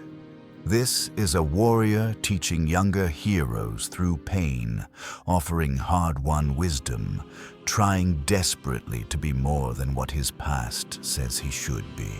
The Watchtower's training room is built to withstand Superman at full power, reinforced with Kryptonian alloys and energy dampeners salvaged from Apokolips tech. It survived battles between Wonder Woman and Martian Manhunter, stress tests from Green Lantern constructs, and Flash running at speeds that technically violate causality. Right now, it's barely surviving Kratos, teaching the Justice League what real combat looks like. Again, Kratos says, standing in the center of the room with the Leviathan axe resting against his shoulder. Around him, Flash lies gasping against the far wall. Cyborg is rebooting his systems after a tactical shutdown, and Green Lantern's constructs are flickering like dying light bulbs. Only Superman and Wonder Woman remain standing, and both look like they've been through a war. You are holding back. You fight like you are afraid of hurting me. We are afraid of hurting you, Clark says, wiping blood from his split lip, a rarity for the Man of Steel. That's kind of the point. We're heroes, not killers. And that hesitation will get you killed. Kratos tosses the axe from hand to hand, casual, relaxed, but his eyes are tracking everyone's positions with the precision of a predator that has forgotten how to stop hunting. Darkseid does not hesitate. Ares does not hold back. The enemies you face do not care about your morals. They will use your mercy as a weapon against you. Diana wipes sweat from her forehead, breathing hard. So what do you suggest? That we become them? That we kill without hesitation? No. Kratos sets the axe down and moves to the center of the room, gesturing for them to gather. I suggest you learn the difference between mercy and weakness, between choosing not to kill and being unable to kill. His voice softens slightly. You must be capable of ultimate violence so that you can choose peace from a position of strength, not from a position of fear. He looks at Flash, who's finally caught his breath and vibrated over to join the group. You, Speedster, you use your power only to run, to rescue, to dodge. But speed is the most lethal power in this room if used correctly. Kratos picks up a training dummy, solid steel, 300 pounds, and tosses it casually 20 feet in the air. Kill it before it lands. Use your speed as a weapon, not an escape. Flash hesitates, looking at Superman for guidance. Clark nods slowly. He's right, Barry. Show him what you can do. Barry Allen becomes lightning. The training dummy doesn't fall so much as it disintegrates. 1,000 supersonic punches delivered in the microsecond between Kratos releasing it and gravity taking hold. When Flash stops, there's nothing left but metal dust floating to the ground and the smell of friction-burned air. He looks at his hands, slightly shocked at his own capacity for destruction. You see? Kratos nods approvingly. You're not weak. You're choosing to be gentle. There is honor in that choice, but only if it is truly a choice and not merely the limit of your courage. He turns to Cyborg. You, half-machine. You treat your technology like a limitation, like something that makes you less human. Cyborg's expression tightens. That's because it does. I'm more machine than man now. I didn't choose this. It was forced on me. Kratos walks over and places a hand on Cyborg's shoulder. Gentle, unexpectedly so. I did not choose the ash that covers my skin. I did not choose to kill my wife and daughter. I did not choose to become the Ghost of Sparta. His voice is low, meant only for Cyborg, but carrying in the silent room. We do not choose what breaks us. We only choose what we build from the pieces. He steps back. Your metal does not make you less. It makes you endure. You survived what should have killed you. That is not weakness. That is the definition of strength. Cyborg stares at him for a long moment, something shifting in his expression. Understanding, maybe, or the beginning of acceptance. I never thought about it that way. Most do not. Kratos returns to the center. We see our scars as failures instead of proof of survival. We see our trauma as weakness instead of the weight we carry, so others do not have to. He looks at Superman. You, Kryptonian, you're the strongest being in this room, yet you pull every punch, temper every blow, afraid that your true strength will destroy what you are trying to protect. Clark's jaw tightens. Because it will. I've seen what happens when I stop holding back.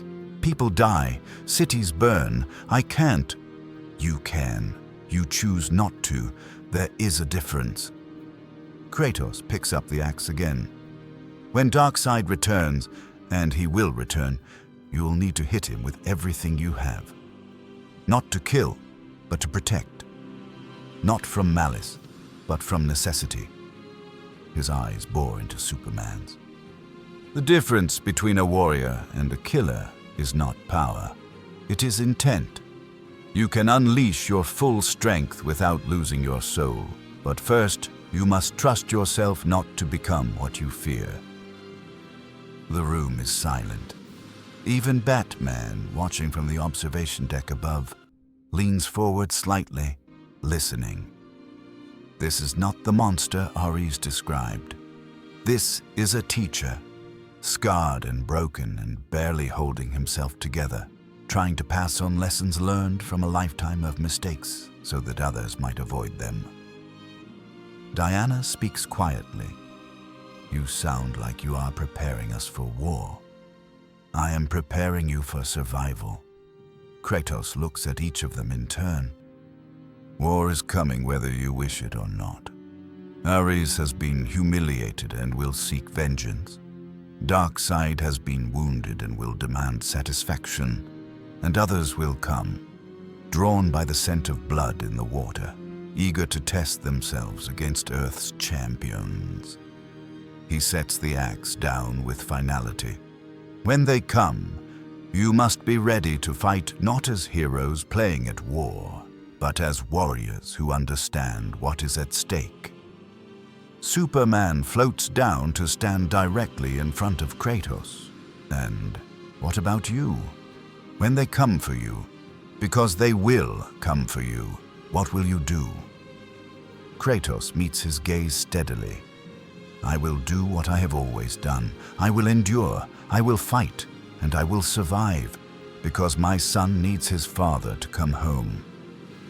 His voice drops, but I will not become what I was.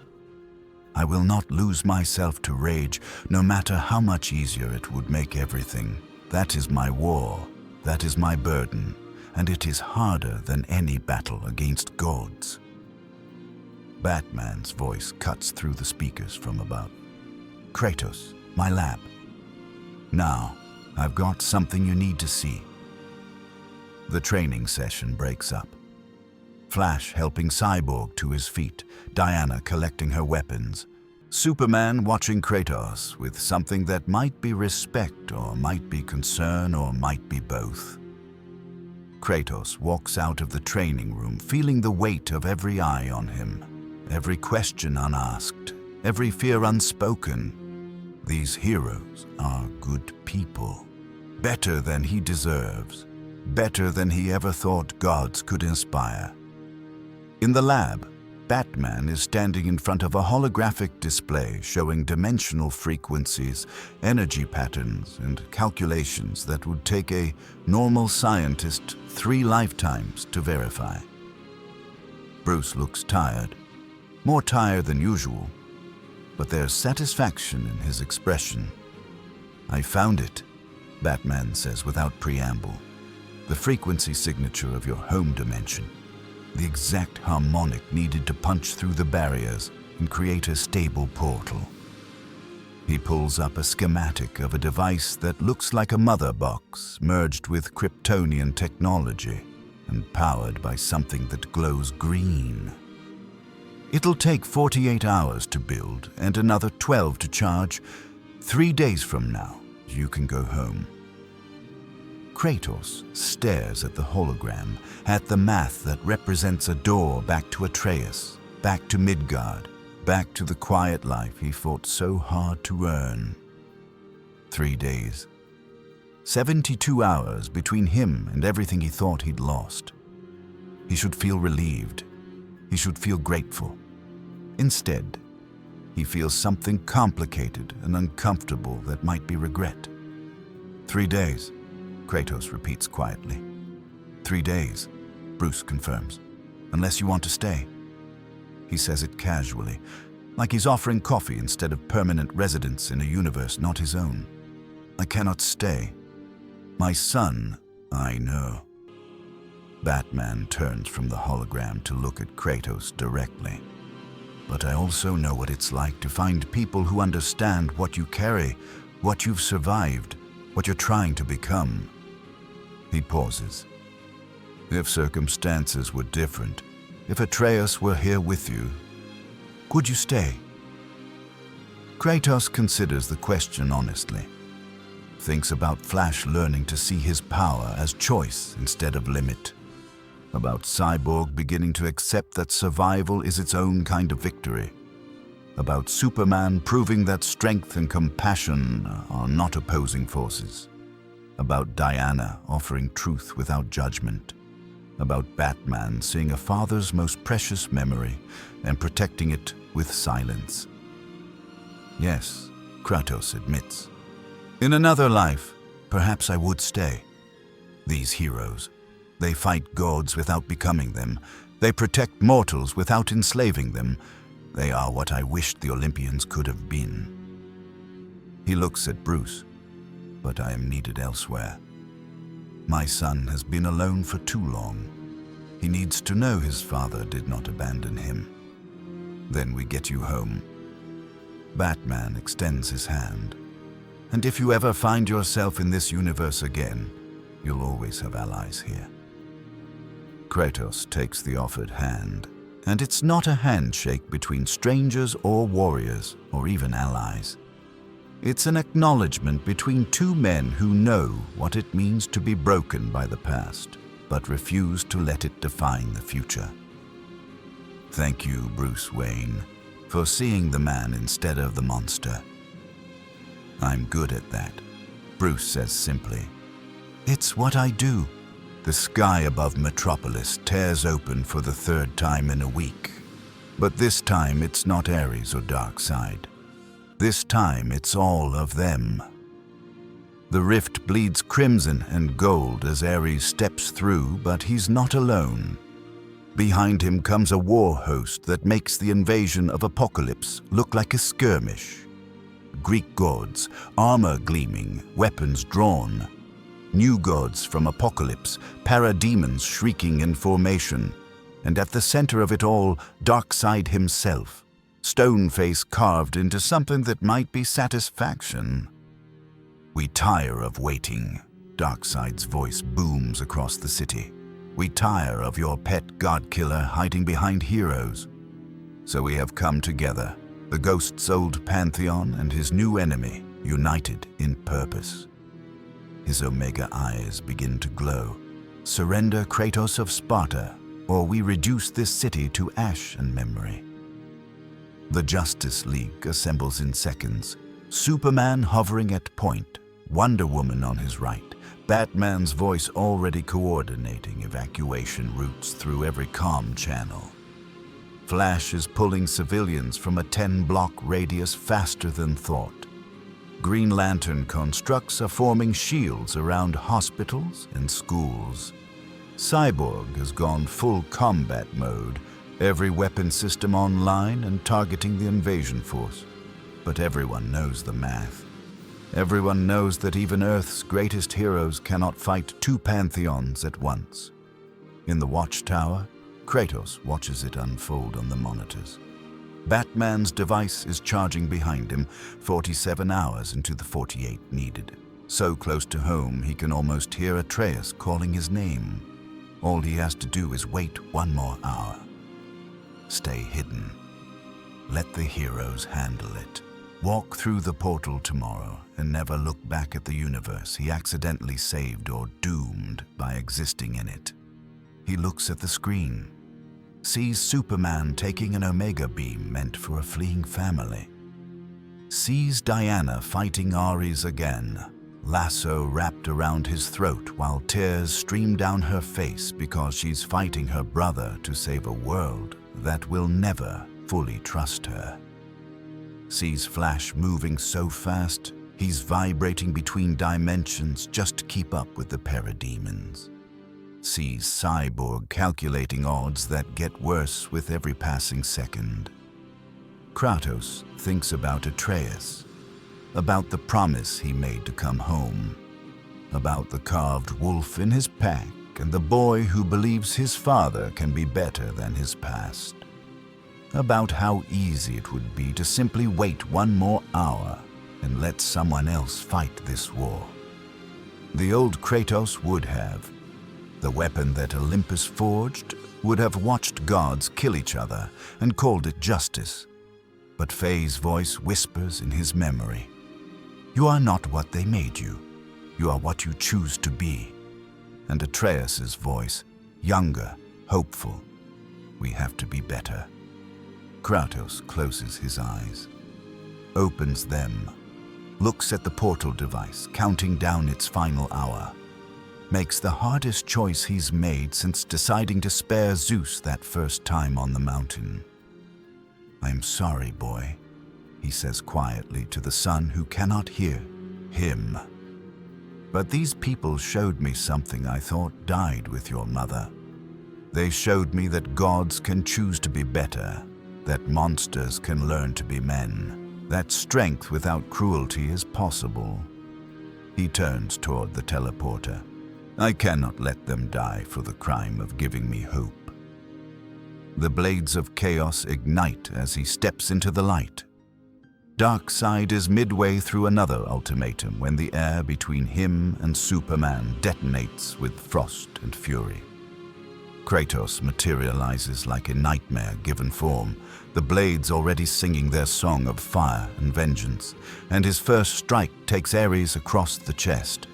Not killing, not yet, but deep enough to paint the sky with golden ichor. The war god staggers back, shock replacing arrogance. "You were supposed to hide," Ares gasps. "You were supposed to..." "I was supposed to be better." Kratos' voice is granite. That means standing with allies instead of watching them die. He turns to face Darkseid and his eyes are cold and clear and absolutely certain. "You want me? Then come and take me. But know this, every god that falls today falls because you are too proud to leave me alone." Darkseid smiles. Finally, the Ghost of Sparta shows his true nature. No. Superman lands beside Kratos, cape torn but eyes burning with heat vision ready to fire. He's showing something better than nature. He's showing choice. Diana takes position on Kratos' other side, lasso glowing. "You want him, you go through all of us." Batman's voice crackles through everyone's comms. "Evacuation complete, all civilians clear, Justice League, weapons free. Show them why Earth stays free." What follows is not a battle. It's mythology written in real time, recorded by 1,000 cameras, witnessed by millions. The day Earth's heroes and a god killer stood against pantheons and refused to break. Superman and Kratos hit Darkseid in perfect synchronization, Kryptonian strength and Spartan fury, combining into something neither pantheon expected. Diana fights Ares with everything she has, years of complicated family grief channeled into warrior's purpose. Flash becomes a scarlet storm, vibrating through parademons and leaving nothing but molecular dissociation in his wake. Kratos moves through the battle like poetry written in violence, the blades carving paths through enemies that have conquered galaxies. But he's not the monster Ares described. He's not the weapon Darkseid tried to recruit. He's fighting to protect, not to destroy. Saving heroes when they falter, pulling civilians from rubble during momentary pauses. Being the warrior His son needs him to be instead of the killer the gods expect. Ares comes at him again, driven by humiliation and divine pride, and Kratos catches his blade between the blade's chains. They stand locked there, god and god-killer, brother against brother in every way that matters. "You could have gone home," Ares hisses. "You could have escaped. Why throw it away for mortals you barely know?" Kratos looks at him with something that might be pity. "Because they are worth saving, and because my son is watching, even now, even across universes, and I will not let him see his father choose cowardice when courage is needed." He headbutts Ares again and sends the war god crashing into a formation of parademons. Turns to find Darkseid trading blows with Superman, both titans bleeding, both refusing to yield. Kratos charges in without hesitation, Spartan rage building, the promise to Atreus burning in his chest like a second heart. The three of them, Superman, Kratos, and Diana, who joins the assault, hit Darkseid simultaneously. Three heroes, three different philosophies of strength, united in the simple truth that some tyrants need to be stopped regardless of cost. The Lord of Apokolips goes down, actually goes down, driven to his knees by sheer combined will. "Enough!" Darkseid roars, and the Omega energy explodes outward, forcing everyone back. He rises slowly, armor cracked, stone face bleeding, defeat written in his posture for the first time in recorded history. "You have made your point, Ghost. You are not what I believed you to be." He opens a boom tube. "But this is not over. War between us is merely postponed, not prevented." "Then we'll be ready," Superman says, standing shoulder to shoulder with Kratos. Together. Darkseid looks at them, the alien who inspires hope, the Amazon who embodies truth, the god-killer who chooses mercy, the human who refuses to quit and nods once. "Perhaps you will be." He steps through the portal. Ares, bloodied and beaten, limps after him, shooting one final glare at Kratos. "You will regret this, Ghost, choosing them over your son." "I chose both," Kratos interrupts. "I chose to be the father my son believes I can be, even when it costs me everything." The portal closes. The invasion force retreats, and Metropolis stands, scarred but unbroken, protected by heroes who refuse to surrender, and a warrior who learned that sometimes the hardest battles are the ones where you fight to remain human instead of becoming the monster everyone expects. The watchtower's observation deck is silent except for the hum of the portal device counting down its final sequence. Kratos stands before it, the dimensional gateway shimmering with energy that smells like pine forests and Norse winters. Home, just one step away, close enough that he swears he can hear Atreus calling his name across the void between universes. The Justice League stands behind him, battered from the battle, but alive. All of them alive because he chose to stay and fight instead of hiding for one more hour. Batman approaches first, cape dragging through debris that maintenance will clean later. The device is stable, coordinates locked on your dimensional signature. You'll materialize exactly where you left from. He pauses, and there's something in his voice that Bruce Wayne rarely lets show. "Your son will be waiting." "I know." Kratos picks up his pack, feels the weight of the carved wolf inside, the only proof that love existed before dimensions tore him away. "He has been waiting too long already." Superman floats down gently, still favoring his left side where Darkseid's punches cracked even Kryptonian ribs. "Before you go, I need to say something." He meets Kratos' eyes. "When you arrived, I saw a threat. a warrior covered in ash and blood who'd killed his own pantheon. I was ready to fight you, stop you, maybe even imprison you if necessary. He extends his hand. I was wrong. You're not a monster. You're just a father who's been through hell and came out the other side still trying to be good. That's the hardest kind of heroism there is. Kratos looks at the offered hand for a long moment, then takes it. The grip is firm, warrior to warrior, father to father. You are a good man, Kal-El. Your parents would be proud. But more than that, you are a good god, the kind Olympus never produced. The kind I wish my son could meet. Maybe someday he will, Clark says with that impossible Kansas optimism that somehow survived becoming the most powerful being on the planet. Dimensions have collapsed before. Universes have crossed. Who knows? Maybe Atreus will find his way here, and we can tell him stories about his father being a hero. Do not lie to him. Kratos' voice is gentle but firm. Tell him I tried. That is all the truth he needs.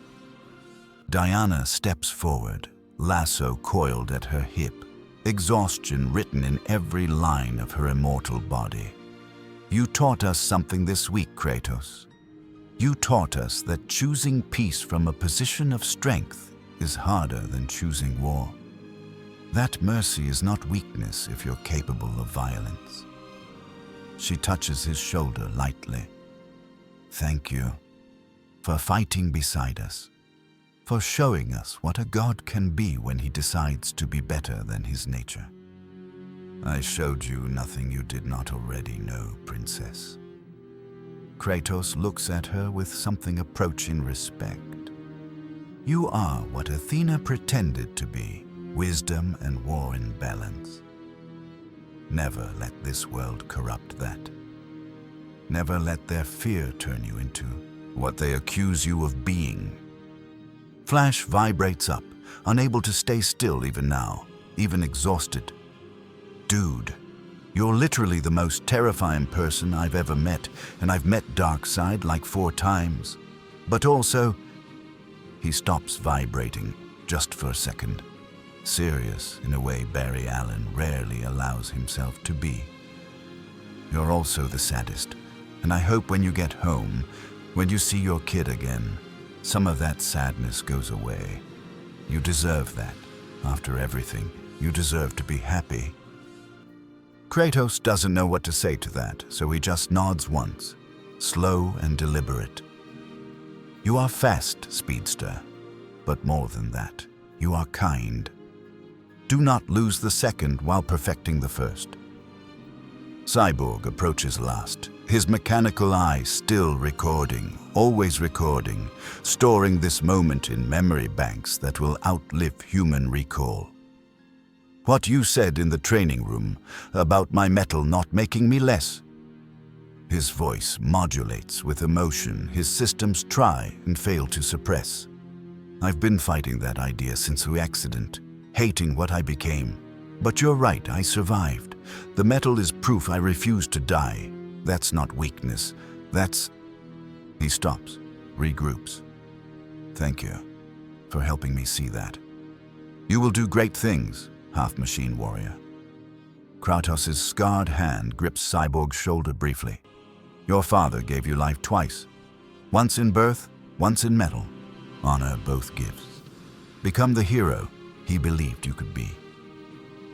Batman is the last to approach, and he's holding something, a small device, black and sleek, humming with technology that probably cost more than a small nation's GDP. Communication beacon, tuned to your dimensional frequency. If you ever need us, if Atreus needs us, activate it. We'll find a way to reach you. His white lenses bore into Kratos' eyes. You're not alone anymore. Remember that. Kratos takes the beacon, feels its weight, understands what it represents. Not chains, not obligation, just the simple truth that some bridges, once built, can never be fully burned. And if your world needs a god killer again, if Darkseid returns, if pantheons threaten, then we handle it, Bruce says flatly. Together, like we always do. But the slightest pause. If things get truly desperate, if we're facing something we can't stop, I won't hesitate to call, and I hope you won't hesitate to answer. I will not. Kratos tucks the beacon into his pack, next to the carved wolf, keeping hope and memory together where they belong. You have my word, for whatever the word of a god killer is worth. It's worth everything, Superman says quietly, because you keep it. Kratos turns toward the portal, toward home, toward the son who has been waiting in Midgard, wondering if his father abandoned him or died or simply forgot to come back.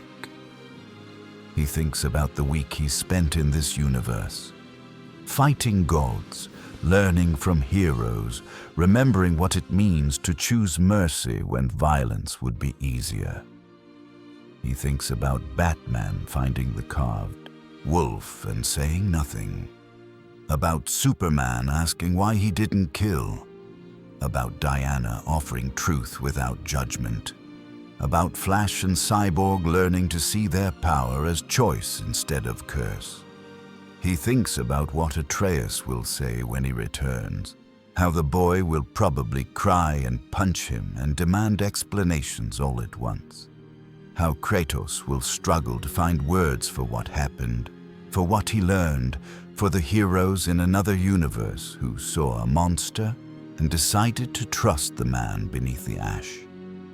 My son asks me sometimes what makes a god, Kratos says, not turning around, speaking to the League and the universe and himself. I used to tell him power, immortality, the ability to reshape reality with will alone.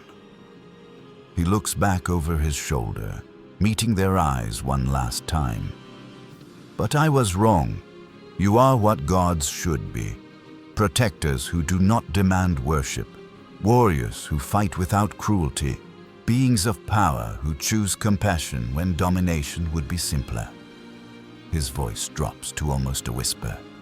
If I could choose which gods watched over my son, I would choose you, all of you. He's lucky to have you as a father, Diana says softly. No. Kratos turns back to the portal, the light washing over him, the smell of home growing stronger. I am lucky to have him as a son. He is the only reason I am still trying to be better. The only reason I did not become what Darkseid offered. The only reason I stand here now instead of drowning in blood and calling it justice. He steps toward the gateway, then pauses at the threshold. One last moment.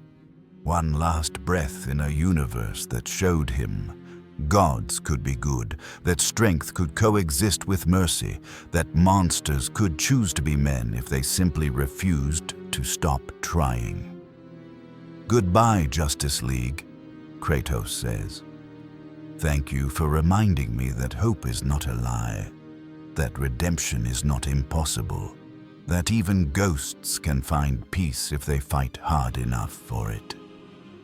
Goodbye, Kratos, they say in unison, this collection of heroes, aliens and warriors who spent 1 week teaching a god killer that he was worth saving. Give Atreus our best. Kratos steps through the portal and the universe folds around him, dimensions collapsing and expanding, reality rewriting itself to accommodate his passage home. The last thing he sees is Superman's smile, Diana's wave, Batman's nod, and Flash vibrating with barely contained emotion. The last thing he hears is Cyborg's voice. Come back someday, when things are better, when you're ready. Just come back.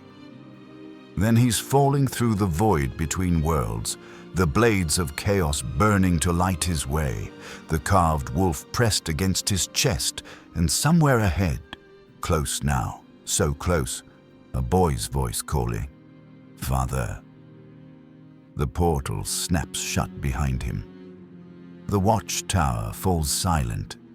The Justice League stands there for a long moment, looking at the empty space where a god-killer stood, where a father chose his son, where a warrior proved that even the most broken among them can learn to be better if given the chance and the time and the reason. "Think we'll see him again?" Flash asks quietly. "Yes," Batman says with absolute certainty. "When we need him most, when Earth faces something even we can't stop, he'll come back." He turns toward the exit. Because that's what heroes do. They answer when they're called. Superman stays a moment longer, X-ray vision piercing through dimensions, trying and failing to catch one last glimpse of the warrior who reminded him that strength without compassion is tyranny, but compassion without strength is just waiting to fail the people who need you most. "Good luck, Kratos," he whispers to the empty air. "I hope you find the peace you're looking for. You've earned it." In Midgard, in a small cabin near the forest where gods sleep and frost giants dream, Kratos materializes in an explosion of golden light. He stumbles, catching himself on the wall, the journey between universes taking more out of him than fighting pantheons ever did. And then he hears it. Footsteps, running, desperate, accompanied by a voice he thought he'd never hear again, breaking with relief and rage and joy all tangled together. "Father!" Atreus crashes into him like a thunderbolt, arms wrapping around Kratos' waist, face buried in his chest, and the boy is crying and yelling and shaking all at once. "Where were you? You were gone for days. I thought you left me. I thought something killed you. I'm here, boy." Kratos' arms close around his son, careful, gentle, holding Atreus like he's the only thing in any universe worth protecting. "I am here, and I am not leaving again